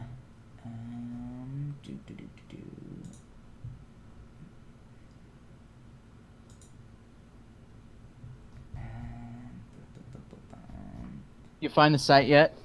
No, I'm still looking for it. Yeah, that drama that with that whole social autopsy, Borsky, Blair White. To me, the one thing that pissed me off was the fact that like Blair White had to debate this live on Dave Rubin. I'm like, why? Like, when that whole thing with that whole thing with Jocelyn went down, I just had the stream like. I had the stream to denounce him, and then I had the stream to to debate this with him and talk about it with him. But I didn't drag it out beyond that. Everyone else did for like 2 weeks. What's up? Kiwi Farms. Oh, Kiwi Farms. Yeah. Yeah, that place is always like whenever someone sends me a link there, I just ignore it or I just tell them to sum it up. Yeah. So I've never. They were citing posts on Kiwi Farms, and in the debate on Dave Rubin between Blair and Candace. Blair said, "It's your fault those people are posting doxed information on Kiwi Farms because you put people's names onto social autopsy." And I'm like, that is the what? That's like you're personally responsible for what these other people have done. And I'm like, I could easily take a list of 10 random names from Facebook, just, hey, this person, this person, this person, and if somebody else decides to take those people's Facebook names that I've got on my list and dox each one of them and put them on their website, how the hell am I responsible for those people being doxed? It is the people posting on Kiwi Farms, and the fact that Kiwi Farms allows this information to be not only posted there, but stored there and archived there, and a lot of this information is still on Kiwi Farms. And these idiots are still using Kiwi Farms as a valid source, because when Jeff Holiday and all of them, in the next big controversy that came up in the Coach Red Pill issue, with where they were trying to, with what was his name, Kraut & T setting up their server, where they were trying to dox these race realists or whatever they were trying to do, they were citing Kiwi Farms. And you're like, what the hell is wrong with you? All of you were up in arms about social autopsy being the worst thing ever, and you are using Kiwi Farms as your source. Kiwi Farms is a site where people are doxed. That's the culprit. Yeah. That's the people using Kiwi Farms are the bad guys. I mean, everybody who was Hello. Try explaining try explaining that to the people like these these YouTube celebrities who are in that circle jerk formation. You're like, try explaining that to them. It's not getting through. They still like, Kiwi Farms perfectly fine. Social autopsy was terrible, the worst website ever. Good thing that never saw the light. I'm like, that site exists in the form of Kiwi Farms. Here's the thing: I've never trusted Kiwi Farms. Like from what I had heard and seen, someone sent me a link during this other controversy I was overseeing. I just could not trust it. I could not, in good faith, click the link. Oh no, there's Kiwi Farms is got all kinds of stuff. I mean, and Kiwi Farms will have people post links to other stuff on there that is, it's malware or, like as far as I know, Reddit, you cannot do that sort of thing. There's other platforms like that, but Kiwi Farms is kind of like an anything goes. It is similar to 4chan. It's whatever. It's an anarchy. Anything goes. I'm pretty sure there's even illegal stuff on Kiwi Farms. I'd be more shocked. Almost definitely. Yeah. It's like people think it's all on the deep web. A lot of that shit makes it to the surface web. Yeah. So Kiwi Farms is basically like something that you can access on your Google browser that is similar, if not the exact same thing that you would find on something that's deep web. That's kind of scary now that you think. Yeah. Now that you think. 4chan, Kiwi Farms, and see, Reddit used to be like that, although they've cleaned it up quite a bit. Because Reddit is one of the more, I guess, they had to abide by legal standards and stuff like that and change their policies to like, okay, no more of that, guys. Yeah. But 4chan, even 4chan has kind of cleaned up their stuff for the most part. But yeah. But from what I've seen on Kiwi Farms, anything goes. What? Remember that? Remember that one? The hacker known as 4chan? Yeah. Yeah. I do remember there was this thing because we were talking at Loudmouth in the stream earlier. We were talking about corporate censorship, monopolies, and private property rights. I think it was JPM. He brought up Marsh versus Alabama, which is causing us to kind of question our stance on net neutrality. These corporations, like with their what people call corporate censorship. Go ahead. I was about to say, I'm thinking about the net neutrality issue. Unlike Facebook and unlike these other services, like the social media platforms, you actively do engage in a formal contract with your ISP. Mm-hmm. So, like, if I'm going through or Charter or Comcast or whatever, I don't know what the Time Warner or whatever the large parent corporation, if I'm using their particular service, I sign a contract specifically with them for that service. With Facebook, I click an I accept agreement or whatever. I enter a name and an email address and click, yep, sign me up. So that's where it's like the process to get ISPs or to get internet access is similar more towards a typical contract, whereas the terms of service is more akin to a verbal contract, which is a lot harder to enforce, and especially the way that the terms of service contracts are written, they're paper thin. There's no substantive. There's nothing substantive on there. Substantive. Is that really? Yeah. That's way too many syllables.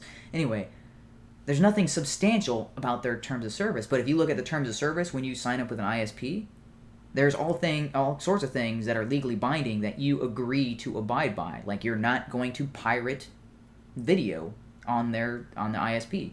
Like, this is something. Yeah. If you've ever went to a streaming service and it wasn't an above board streaming service, well, you got an email and possibly a letter from your ISP saying, don't do this again or we will terminate your internet service.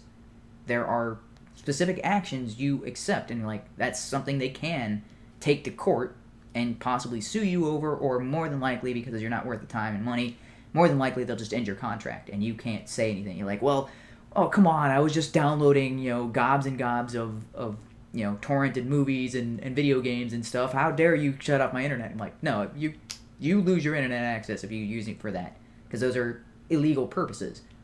Yeah. Also, even if it wasn't illegal, if that's their contract, then then they're holding up their end, and you have to hold up your end.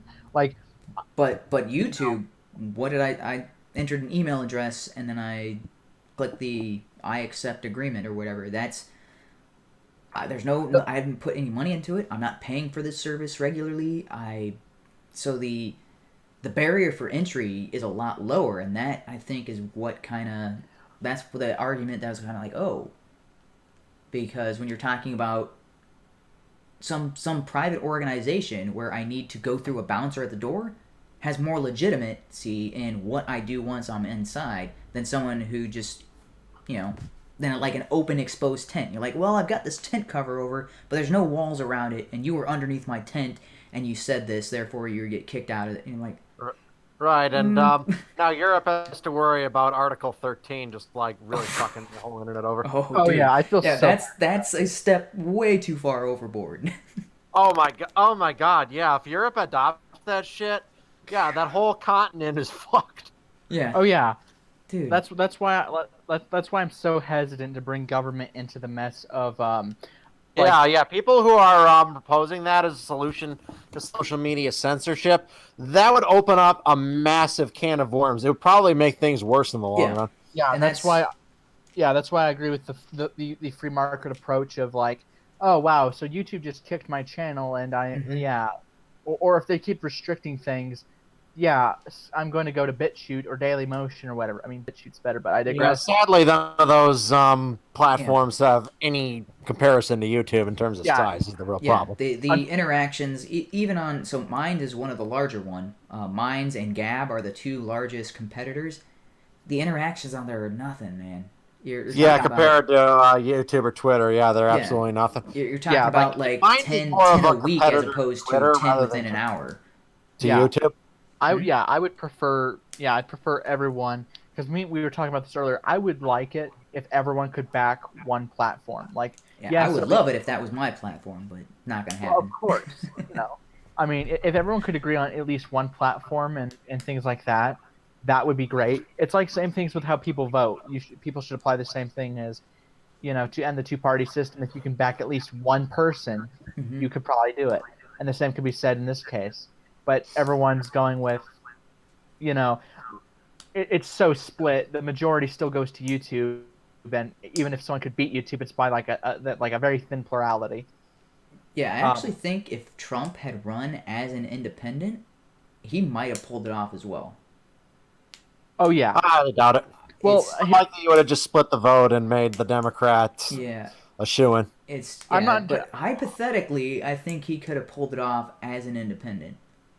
Or hell, even a third-party candidate. Imagine if he would have ran in 2016, because he ran in 2000 for the Reform nomination, actually. He didn't get anywhere, did he? Yeah, if it was Jeb, Hillary, and Trump, do you think... I don't know. It would have been Hillary then. Yeah, possibly. Yeah, that's that'd be so funny. What if Trump leaves the Republican Party, forms his own party? Oh, okay. So in 2020, if he doesn't run as a Republican and runs as an independent, that's okay. Yeah, he'll start his own Trump party with blackjack and hookers. Yeah, he at this point he can. Yes, he can. Wait. I mean, why wouldn't he though? I mean, he's subdued the Republican Party to his will. Why would he bother? Yeah, why would he bother setting up a new one when the Republican has, for the most part, with the exception of a few holdouts, Republican Party has gotten in line with his platform. Yeah. Which is pretty much the reason why I quit the Republican Party and I'm no longer Republican. Yeah. I think I'm still registered as a libertarian, even though I voted Trump. Yeah, because when I would speak to you guys, I got this vibe, when Loudmouth said he generally would vote Republican, but he was he voted for Gary Johnson. I'm like, I could see Loudmouth and you being libertarian Republicans to an extent. Jesus. Well, I was a passionate supporter of Rand Paul during the primary. Yeah. Although to be completely honest, if I could vote. And if I lived in Missouri, I would vote for Austin Peterson for the Senate. I really hope he gets the Republican nomination, to be completely upfront. Wait, where is Austin Peterson running? In Missouri, for the Senate. Really? Oh yeah. Is he's bumping out McCaskill? Wait, right? He's running for the Republican nomination. Wait, is McCaskill governor or she's that'd be awesome. Yeah. He's the senator. She's the incumbent Democratic senator of Missouri. Yeah. He's trying to oust her. Oh, dude. Yeah, I need to register because I just moved to Missouri, so I need to register and make that. The primaries today. Oh, I missed it then. There's no way I could get it. Yeah, if Peterson gets the nomination, Oh, like okay. Wait, no. This yeah primary. So this is for the party, right? So yeah, the the Republican actual. Party. I think I still have time to register. Although I should probably get that done sooner rather than later. Yeah, but well, yeah, I'm not happy with what's going on in my state. They nominated Mitt Romney for the Senate, and I'm thinking, this dude's not even from my home state. I'm like, I don't know why. Oh, Mitt Romney has tons of home states. Yeah. Yeah, Could do worse. Well, are you talking about property where he's got wives, or are you talking about home states as in like states? he's Nice he, Mormon jokes, yeah. yeah, the Mormons are lol cows in Utah, but he's not from the state of Utah. I think he was born in Michigan. Then he moved to Massachusetts, was the governor there, and I think I don't remember how he did as governor, but yeah, he's all like campaigning on what he did as governor of Massachusetts. It's like, why aren't you running for the Senate in Massachusetts? Like if I'm trying to run like if I was governor of this state, which I would love to just piss off the Mormons. If I was the governor of this state, I would run for the Senate in this state. You know, Well, um, I Clinton made it to the Senate in New York. She didn't even live in New York. It was just, hey, I've got property there that I I visit hate that. every few weeks, and I bought that property for some reason right before the deadline where I needed to have that residency in order to even run to be a senator. Yeah, It was like, I think it was like less than a month before. Yeah, if she had bought it a month later, she wouldn't have been able to run or something like. It was some goofy. yeah. I You're like, one thing I one party not one party. One thing I can't stand is the sore loser law. Like if Loudmouth ran for the Republican nomination and he didn't get it, I think in his state as an example, he could not run for any other party for that election. He could only be a write-in. hmm. Like that's an example. Like I hate the sore loser law because that's what's keeping Don Blankenship from going for that third party bid for the Senate, which he'll probably give it to the Democrat, considering he's like really Republican. He'll probably give it to the Democrat. And I don't even really. I'm still not sold on the spoiler effect theory, but I can get where that what people say there. But yeah, I would definitely back Austin Peterson if I lived in Missouri, if I could vote. Okay. Yeah, that's good Yeah. to know. I did not realize he was running in Missouri. Oh I knew yeah, he was he is. running for Senate. I wasn't aware of it. I'm like, oh, hey, I happen to be in Yeah, Missouri, and I am living here, as far as I know, for the next foreseeable future. Okay, I'm a legal resident of Missouri again. yeah. So yeah. Um, if I could vote in this Senate race in my state, I'd vote for Craig Bowden. I think he's the Libertarian nominee or something. Hmm. Because like Democrats have no shot in Utah, so there's no point in voting for them. I'd rather give my vote to the better candidate. But you know, I don't know. I used to be a Democrat, and then after a while, I started to no longer agree with them, and I found myself to be probably too conservative for them anyway. So You yeah. mean too smart for them? Is that?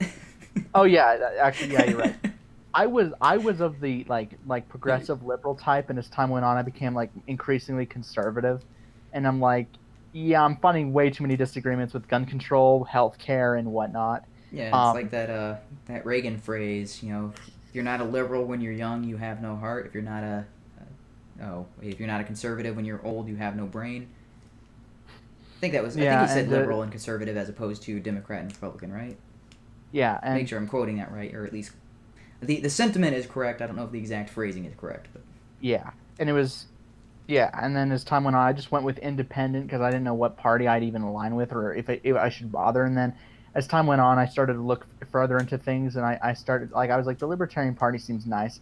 Although the only problem I have is the fact they focus on weed so much. I'm like, yes, I yeah, would like to decriminalize weed, but I'm not going to be like, but not a winning weed, issue. not a winning issue. And I hate parties that focus on they're like one issue and that's what they're all about. That's stupid. Like, you know, Hmm. do you think though that this type of issue with corporate censorship, do you think there could be a way you could force them to allow third party candidates into the debates, and maybe even on the Hmm.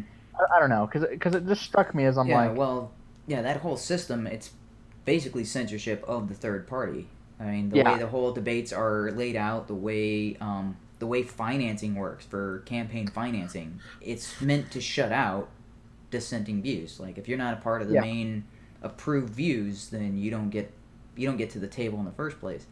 That's one of the main, I guess, cries. I don't know how else to explain it. One of the main whines of the Libertarian Party. Like, no, I guess criticisms maybe is a correct way of saying that. But yeah, one of the main criticisms of libertarians when they're talking about how the political system is running is they have to get a certain amount of the voter population to even get on the debate. And you're like, well, how are you supposed to get that percentage of the voting population if you don't get in the debate in the first place? It's kind of... Yeah, when Ross Perot got to debate Bill Clinton and George H.W. Bush, oh man, that would have been so funny if Perot would have been elected, but it's like, yeah, I'm pretty sure a lot of third-party people were so glad that at least he got in there because, he could challenge the status quo. Although Perot was kind of a nut job in a few areas. I mean, I don't know.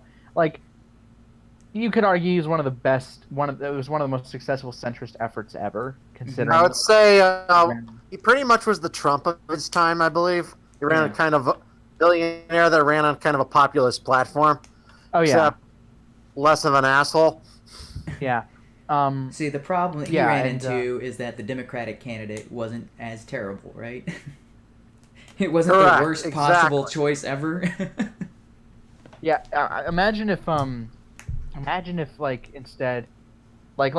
if you had someone like Hillary Clinton run in 1992, I'm pretty sure, and if Trump ran at that same time, maybe Perot could have narrowly won that.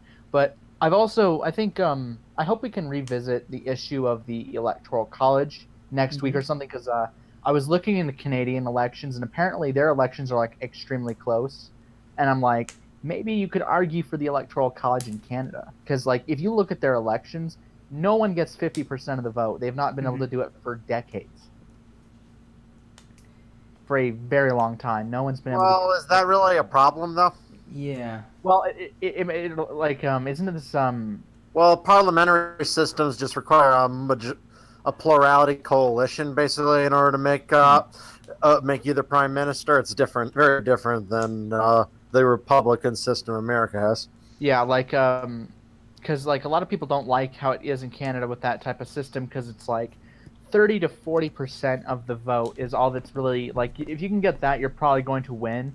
Like, that's how split it is. I wish it could be like that in America, considering that it would mean, you're not really throwing your vote away, but, I mean, I think there are actually a few states that say if you don't get a majority of the vote, the state legislature might decide how it goes, but I don't know. I think that's the case in a few states, but I think that it would be kind of like there's other countries that have the Electoral College. Like, I used to oppose it because I'm thinking that is it's like tyranny of the minority. If you could win just the right number of states, if you can win just enough of the vote to get those states in your column, you win the election. Like, I think Ham did a hypothetical, which I still question how he got to this, but he's like, if you could get 79% of the popular vote, you could win a lopsided majority of the states, you would still lose the election in the Electoral College. And I'm thinking, okay, I would like to see all the variables, and he admitted he did not put in voter turnout, he did not put in a number of things, and I'm like, okay, so this is potentially a flawed premise, and he didn't even take that into consideration, which is pretty funny. Yeah, I think because somebody could win with California, Texas, and New York, and a couple of others, like, because if you got those three, you've got a huge head start, and the other person would have to they'd have to win more than 50% of the rest of the states just to match that number. Yeah, like I'm gonna go to the 270 to win, because I use that as a reference to, like, okay, so if I captured the states of Texas, California, Florida, New York, I have 151 votes. If I capture Pennsylvania and I capture the state of Illinois, that puts me at 191. Ohio, Michigan, Georgia, North Carolina. So you're just going like from largest to smallest, right? Yeah. If I captured the state of New Jersey, so if I captured 2, 4, 6, 8, 10, 11 states, apparently. Of course, if I'm doing this right, you could win 39 states and even DC. You would still lose the Electoral College, although it'd be exactly 270 to 268. And Yeah. I actually found out Not likely, but it is possible. in theory, yes. But I did. That would require California and Texas voting the same way, which is not going to happen. Oh yeah, yeah. It was Yeah, interesting. that's like if Hatfields and McCoy's having a gangbang. That's not gonna. Yeah, yeah. Like there's several places you look. If you look at voting trends, like my state has voted consistently Republican for everything since the Senate since the late '70s, presidential since the late '60s, and for governor since the mid '80s. Um, California is increasingly blue, although I would hope it flips at some point. Texas, people are theorizing could flip blue, especially with the if you look at the polls for the Senate race with that one guy in Ted Cruz. Um, yeah. Wait, are you saying flip blue? For the Senate race, like there's various polls that show that Ted Cruz is barely ahead of his challenger, like flip to the Democrats. Like it's like I think like less than 10% ahead in the polls.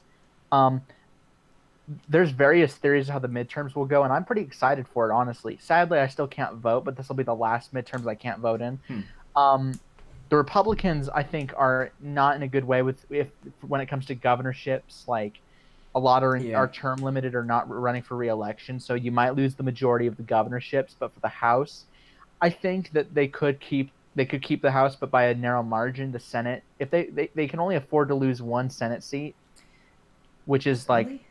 Yeah, like isn't it 51 to? Let me see. I gotta double check. Yeah, in the Senate they have like they have a bare majority. Wait. Yeah, okay. So you're talking about lose one, as in but there's a lot up for grabs, right? So yeah, they could gain like 7 Democratic seats, but then if they lost 8 Republican, then they would be down by 1 and they'd lose their majority. It's not like one. Okay, so you're not saying if they lose one of these elections, then they could lose this. Yeah, they'd have to lose. They'd have to walk away with more than they came in. Yeah. Okay. Yeah. So that makes more sense. Yeah, because there's 2 independents, but they caucus with the Democrats, so basically 49 to 51. Mm-hmm. So if it was split control 50-50, the vice president could break any ties. Yeah. But if it goes any further beyond that, then the Republicans would lose the Senate. I don't think that's going to happen. I mean, with what the Democrats are doing, I think it's more than likely you're going to see an increase in Republicans in the Senate. I'm not so sure about the House of Representatives, but yeah, the House. With the Senate and the House and everything, it's like a lot of Republicans were resigning and a lot were retiring. Mm-hmm. I will admit I was surprised to see Paul Ryan wasn't running for re-election and he's going to leave the House, the Speaker is Speaker in 2019. That did kind of take me off guard. But, like it does make the midterms all the more exciting but confusing because you're thinking, could the Republicans keep the House and the Senate, or at least one of them? With the strategy being employed by the DNC and a lot of Democrats, I think they've got this on lockdown. I don't know. Yeah, I don't support the Republicans or the Democrats, although like I can agree with Democrats on social issues, although I think sometimes they're like extremely disingenuous, like in caring. I agree with the Republicans at least to some extent on economics. So it's like there's some Democrats, it's like I wouldn't mind. But there's some Republicans I wouldn't mind either. Like I would vote Republican as fuck if I lived in that district that Ocasio-Cortez, she won the primary. Yeah, I would vote Republican over her any day. Yeah, because that's the thing. You're like, okay, these are your poster child. This is your like, oh, this is a good example of being a Democrat, and you're like, dude, she's gonna get stomped. I hope so. Like New York, like the district she's in is safely Democratic. New York, like Republicans haven't won the governorship since 2002, and they've not won a lot of things since a long time. And like there was, I remember when a trans woman was nominated by the Democrats for the Senate in my state. I'm like, doesn't have a shot. Ice keeps chance in hell, man. Oh yeah, like everyone that ran in 2016 got stomped. Like 60% voted for the incumbent governor. A lot of people voted for the incumbent senator. And I would have voted against her too because her platform fit minimum $15 minimum wage among other things. I'm like, you're way too left wing for me, and I considered myself a center left Democrat, and I'm like, no, honey, you're way too left for me. Like, oh my god. There was also, because I don't know, what did you think when that? I don't know if you heard about the governor of Missouri when he resigned. That was a huge mess, and I'm like, God, like if I was a Republican or a leaning Republican, I hate it because it's like a lot of these people, it's like that will hurt the image of the party, but I mean, there's Democrats that fuck up just as badly. But yeah, like the Senate, Yeah, I would imagine. I'm not familiar with the governor of Missouri. Yeah, he resigned because of a lot of scandals. He was I can't remember his last name, but the current governor took office because the other one resigned. But yeah, a lot of scandals and a lot of, I think he actually was arrested. I can't remember what for, but yeah, I can imagine I imagine the Republicans losing the Senate before the House though. Like if they don't make any gains, but they lose more than one seat. But I imagine they probably could make gains over the Democrats because the Democrats haven't. I think it's more likely that they'll see a gain rather than a loss. Yeah, because the Democrats haven't learned anything since the 2016 election. And what was that? The recent, I don't know if it was a convention or whatever. Senator Warren was up there saying, "Double down." You know, like everything that made us lose, do more of it. And you're like, we're not extreme enough. And you're like, are you kidding me? You're not extreme enough. Yeah, and people were talking about, like, seriously talking about if Hillary Clinton would run in 2020. I'm like, okay. I would say, in all honesty, if she ran and she won, that would be an impressive comeback. I would not deny that is an impressive comeback, like when Nixon won after he lost so closely. But the chances are if so she was slim. nominated, she wouldn't run. She would waddle. There's no way. Not enough cartilage in the knees. But yeah, she would waddle for president, and if she won, that would be impressive. However, no, there's no way. No way. Oh yeah, no way. Yeah, you're like, yeah, okay, yeah, and if I started crapping unicorns, that's yeah. I think if she would have just campaigned a little harder in Pennsylvania, Michigan, and Wisconsin, actually scrap Pennsylvania. Well, I think. Yeah, go ahead. And if she wasn't a lying, corrupt, like at least if not murderer, participant in involuntary manslaughter. Yeah, if she wasn't she didn't have all of that hanging out. If she was a completely different person, then it wouldn't be Hillary Clinton. I think that the race would have been probably even closer had they not had Carly Fiorina been nominated as for president for the Republicans. Like I would have preferred. Imagine if they nominated Jill Stein as a Democrat over Hillary Clinton. That would be. I can imagine a bigger loss. Like I don't know. I don't know. Like maybe not a bigger loss. I think it might have been closer. Jill Stein was more reasonable than Hillary Clinton. Even though Jill Stein was out of her mind. Yeah. Did you? You said you voted for. You voted for Trump. Was it because of Gary Johnson's whole private property rights issue, or was it because? Yes. There's a couple issues that I'm like, oh, that's not a libertarian position, and even though I disagree with some of Trump's positions, they're more in line with a libertarian view than what Johnson is proposing right now. Yeah, I don't agree with the tariffs and the drone. I tend not to like drone wars. I think the only time we should ever use drones is like if we were in some World War III situation, fine. But other than that, I would lean against using drones. Donald Trump, aside from character, it's like the only way I would back him is if he would tone down some of the policy ideals he had in mind. Like some of it just sounded like rhetoric, and other times I'm like, he sounds serious, but I don't know how exactly he'll pull it off, like draining the swamp. I just could not picture how that's going to happen. Like if I was him, I would say, if you find out someone is a part of the establishment, vote for someone else, vote against them, and heck, I would be so nonpartisan, if I was president, I think he's done a fairly decent job of that drain the swamp kind of appeal. even though his cabinet has been mostly filled with people that were kind of like establishment, like it's almost like he gave them a chance and was like, "Oh, see, I gave you a chance, and you still, now you've proven why I should fire you, so I'm gonna fire you." And even though people are like, "Oh, he changes cabinet members, like he's popping Pez from a Pez dispenser or something," they're like, "Oh, It's he goes his through 'em right. like he's a candy fiend," but It's his cabinet. yeah, it's his cabinet, but Yeah. also the people that he's fired, you're like, okay, I can see why that guy was fired. That Yeah, like the only one, oh, what was his name? The military guy who ended up, no, he resigned. He was not fired by the Trump administration, but he resigned, and I was like, oh.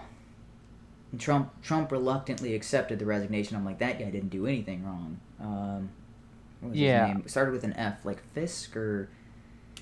That it was I can't remember exactly. I think one of the best picks for his cabinet was the Defense Secretary James Mattis. I thought he was a pretty good choice. I never understood that whole rule. You have to wait 7 years. I don't see the point of that entirely. I'd take it down to 5 or something. But I don't remember why he fired the Secretary of State. I didn't see that as entirely necessary, to be completely upfront.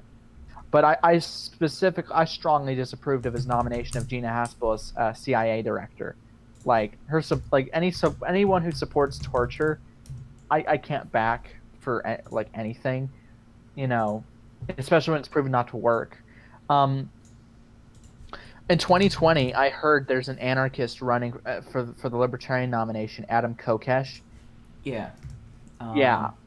So, in 2020, I think Trump's going to win hands down without a fight.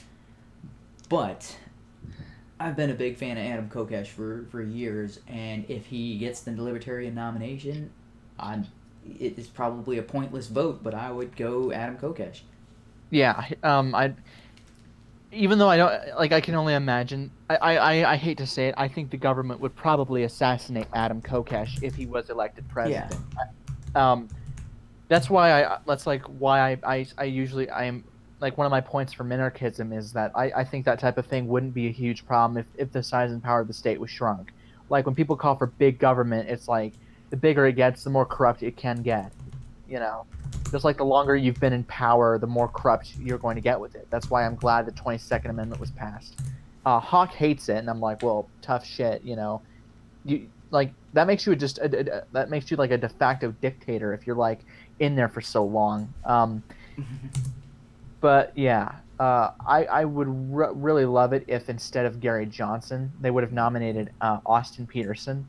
Yeah, I wish he had gotten it. I wouldn't have voted Trump. I'd have gone Peterson in that case. Yeah, if the Democrats were to nominate, I would vote for Trump without a regret if it was Nancy Pelosi. There's one Democrat, this libertarian website called Libertarian Now.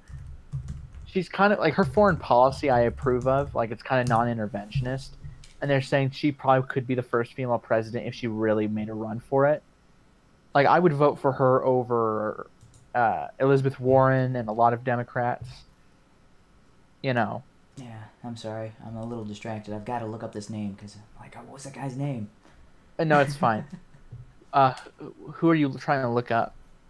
It was one of the guys. I'll just Wikipedia that. Trump cabinet. He had said something about not meeting with,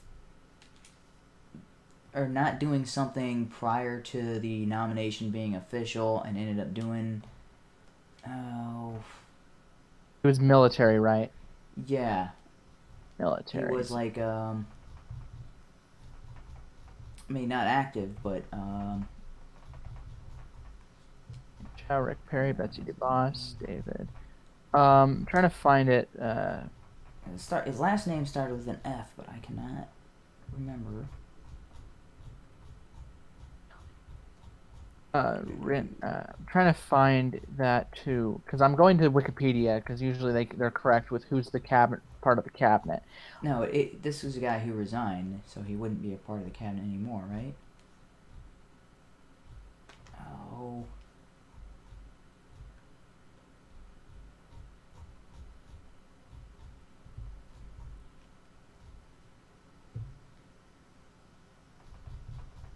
Yeah, these are just the current people. Okay, maybe here we go. Flynn. Michael Flynn. He was the National Security Advisor. That's who I'm thinking of. Michael Flynn. So, wow, actually, there's a lot of resignations. So 1, 2, 3, 4, 5, 6 people fired, and then everybody else resigned?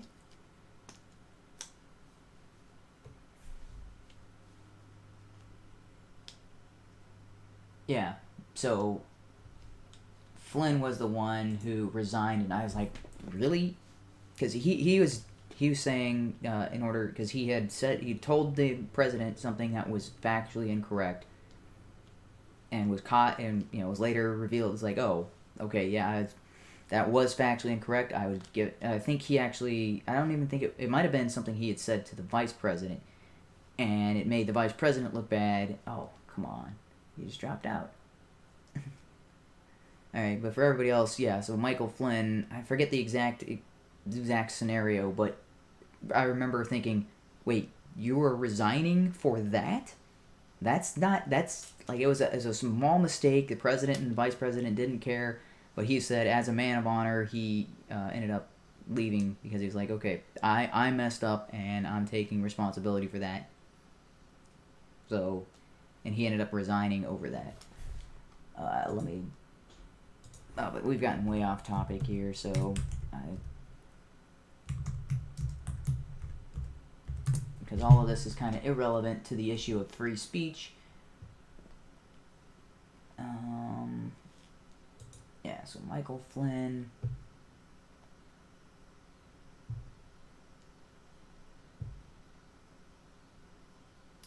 Yeah, so he, on December 17th, December 2017, he pleaded guilty to 1 count of lying to the FBI about contacts he had with the Russian government during Trump's presidential transition.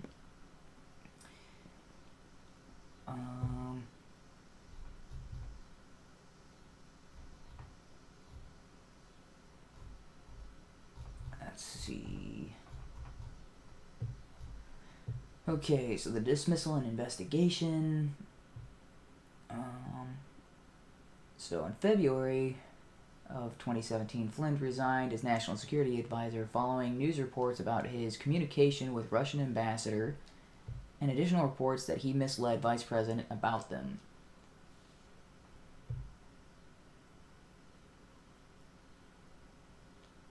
Yeah. Fucker. Just kidding. My computer decided to be decided to spurge out on me, so that was bullshit. But yeah. So did you find out who it was? Yeah, Michael Flynn. That's who I was thinking. Yeah. I don't remember what was that for. Because he testified before Congress that he had not dealt with any he had not had any communication with Russian officials prior to Trump assuming office, and that was not the case. And there was transcripts released that he had talked to the let's see. He did have communications with where is this? Okay, there it is. With the Russian ambassador prior to Trump officially assuming office. Yeah, what do you think of this whole Russia collusion? Dude, it's nothing. It's smoke and mirrors. How long have they been investigating this? They've got absolutely nothing. Yeah, like, I'm so tired of it already. Even leftists who don't like Hillary Clinton because she's what they call a neoliberal, I'm like, even they're like, oh, can we get on with this? Like, like I got annoyed by all the investigations with Hillary Clinton because I felt like they had like, okay, you've had enough time. Like at some point this gets ridiculous. But yeah, I just thought that some of these investigations, I'm like, oh Lord, we need to either put a time cap on it or at some point say this investigation is like really annoying. Yeah. So Yeah, so it turns out he did communicate with the Russian ambassador prior to the actual official Trump administration, but it was kind of at that time period, it's like, okay, if you're talking about, he's not talking about years or decades, it's talking about a few months, and then, like, this is when it was already, I believe at the point, I'm trying to figure out when exactly the communication occurred.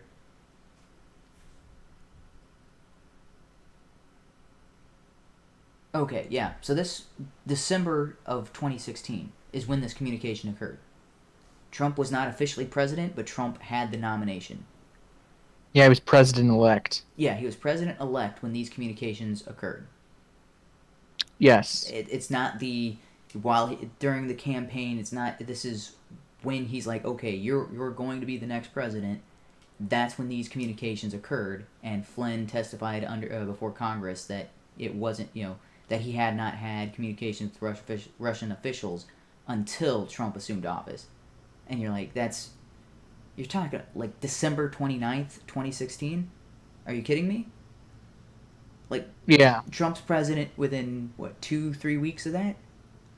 And you're saying, I got that to me is like, that's a technicality. What you're looking for is collusion to get elected. This is right. That's the whole Russia collusion is all about. Okay, yeah, Russia colluded with him to get him elected, so that way he could give them favors. I'm like, elections already occurred at this point. That's when this communication is happening, and people are like, "Oh, that's proof of collusion." You're like, "Are you guys insane?"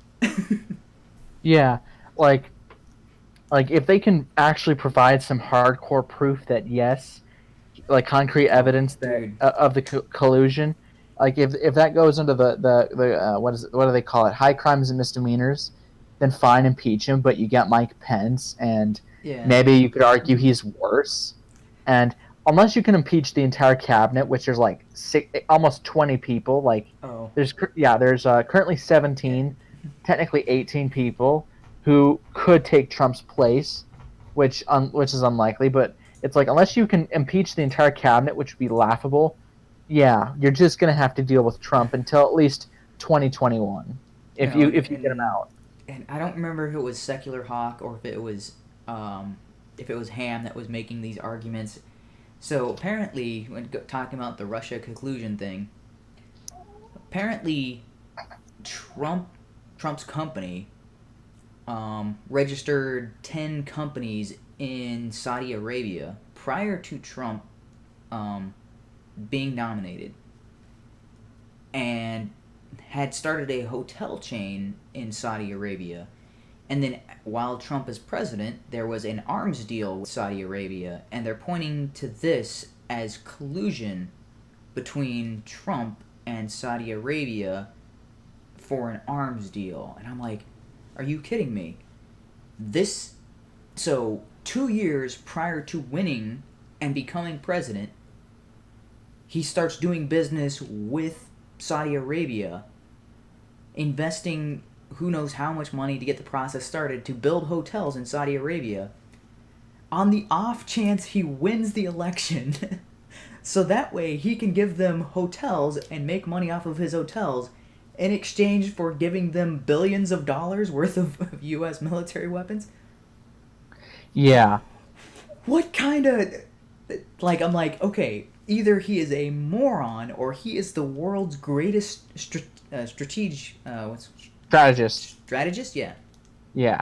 You almost pulled a W with saying strategery. Strategery. Yeah. What's the word? Yeah. He's like you're like, okay, he can predict events that are so unlikely 2 years in advance, or enough in advance to like, oh hey, by the way, not only that, but he's gonna have this other country back him up on this endeavor. Like, okay, we'll give you your hotels, we'll give you all this stuff, but if you ever become president someday, you gotta give us military weapons. What country would make that bet?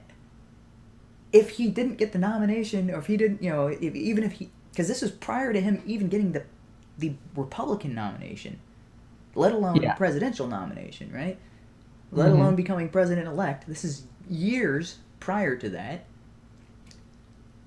Yeah. Saudi Arabia has to say, oh, we're going to give you these hotels, but tit for tat, you got to give us these. And you're like, if he never becomes president, he gets hotels and they get Jack. What country would make this deal? Oh, wait, no, more than likely they're just hotels. They're hotels in Saudi Arabia where they want hotels. It has nothing to do with the presidential campaign. It's nothing to do with him getting elected to office. And also, you're talking about, look how many millions he's earning per year. He did that in exchange for billions, for a $1 billion deal. What? Yeah.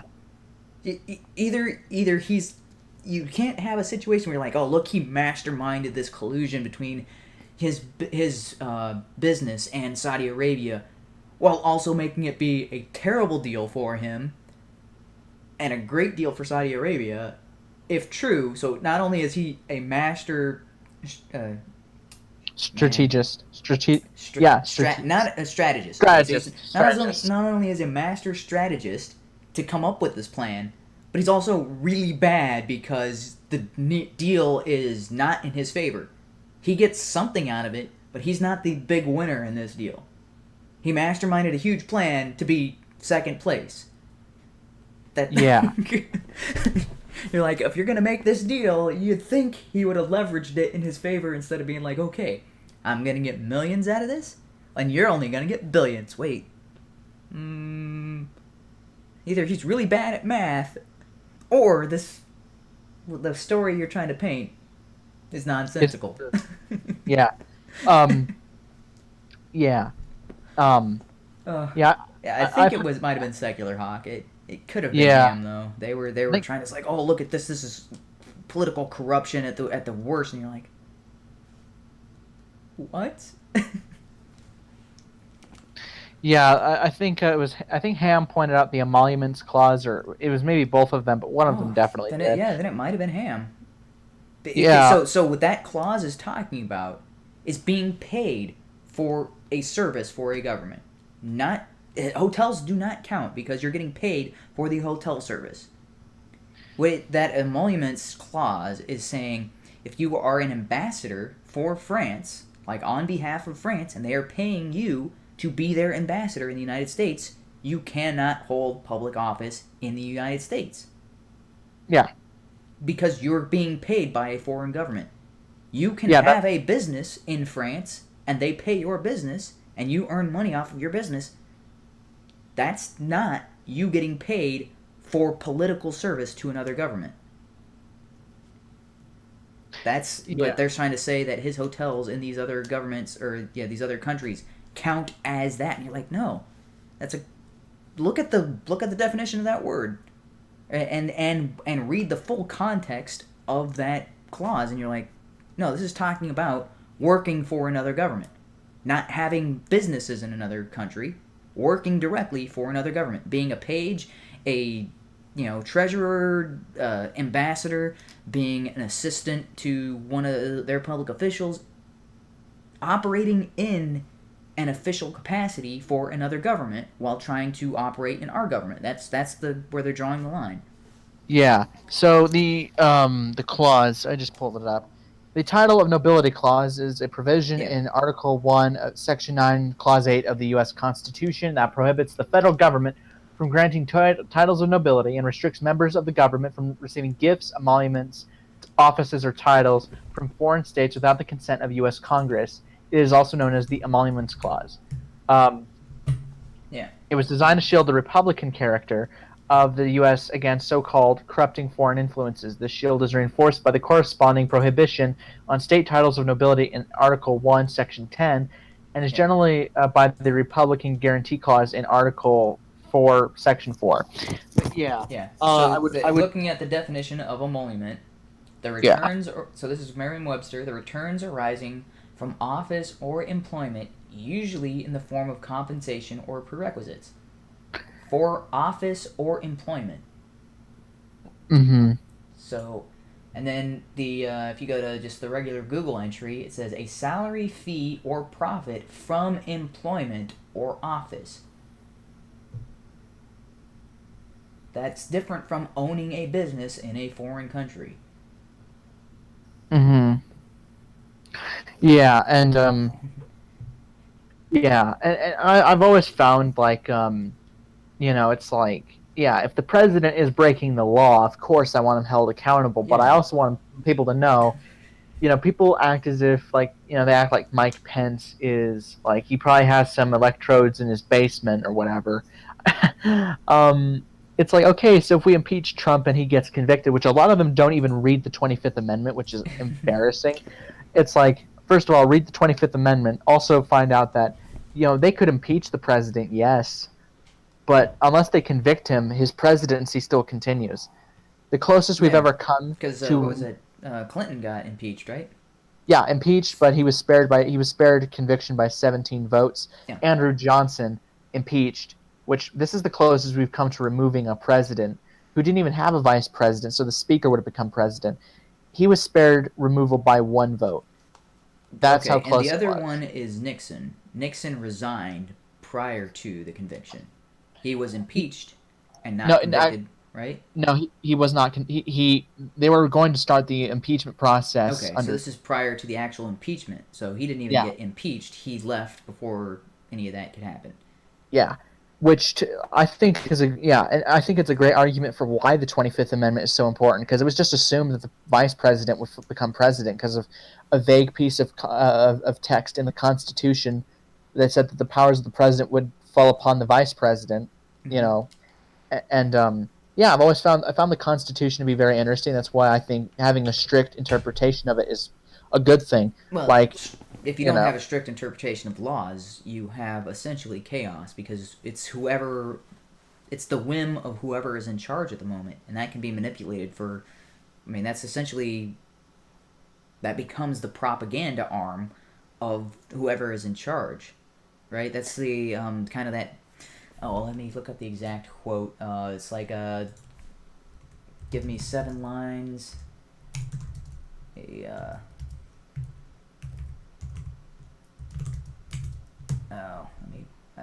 It's something about, give me 7 sentences that someone has said and I'll find something to convict them on. Yeah. What was, because I remember you said you had a problem with democracy. I can't remember what, wasn't it like tyranny? You said tyranny of the majority? Or something like that? Yeah, true democracy. Okay. If you give me 6 lines written by the hand of most honest men, I will find something in them which will hang them. That's the idea at play. Yeah. Yeah, so that was Cardinal Richelieu. And if you look at the way the laws were written under tyrants, they're either written in a way where you cannot possibly follow them without breaking a law, or they're written so vaguely that you can say, "Oh, you broke this law," and I'm like, "Wait, what's that? What law is this?" No, I didn't do that. I didn't do that law. I did this, and like, "Oh yeah, that's violating that law." That's one of those things and you're starting to see a little bit of that more and more in the United States, where you're like, okay, that law is written where you're like, wait, did I step over the line and break this law, or is it just you're misinterpreting that law? Yeah, so there's a lot of that. It's very difficult to live a life without violating some law or something, because that was a point Dapperton made about, like, to argue for anarcho-capitalism, and he was pointing out 80,000 or so, probably more than that by this point, pages of regulations. Yeah. There's so many. It's you wouldn't be able to function. You'd be violating some regulation. Yeah. So that's what we're seeing. That's more the case in the United States. Is there's so many laws. How can you possibly know if you're not breaking one? Because you don't know the full extent of all the laws. I mean, there's stupid stuff like, oh, you can't own an elephant on a Sunday within city limits on whatever. There's stupid things like that. If they granted, most of these stupid laws are not enforced, but if somebody ever got in charge and like, hey, look, this is on the books, you broke this law, time to go to jail. All it takes is the wrong person in charge who can say, oh, this is on the books, let's use it against you. And this is what we're seeing with this ties it back to the original purpose of the stream when you're talking about the free speech thing. Yeah. When it comes to Alex Jones, they're like, okay, we've written their terms of service. Oh, look, we're looking for something you've done that's against our terms of service according to us. So it's with the terms of service under these social media platforms is kind of double. It's not only are they looking to say, hey, you violated the rules, but also the rules are written so vaguely, you're like, how are they supposed to know when they violated the rules? Yeah, like, and especially when they don't tell you sometimes. Like when JJ got those 2 strikes, they didn't say what for. Yeah. You know. And I still get the, oh, you're 12-hour restrict mode. For what? Oh, somebody probably reported me, and they're like, yep, that's a report-worthy thing. And I'm like, what did I say? Yeah. Yeah, I remember you and Ham, because we were talking about this. One of you, I think both of you actually agreed, which is a very rare thing, that the United States is not a democracy, and maybe not even a republic, but an oligarchy. I think you guys said that. Like it functions like that. It is a republic, but even in a republic, you can have an oligarchy, and there is a tendency within the United States towards an oligarchy as opposed to a true republic of the people. Yeah, and that because that's the whole two-party system is basically an oligarchy. You either have to be a member of one of those aristocratic families like the Bushes or the Clintons, or there's Kennedys, or you have to have approval from one of those families to hold office, and that's why it's more akin to an oligarchy than a true republic. Yeah. Yeah, there's also like I've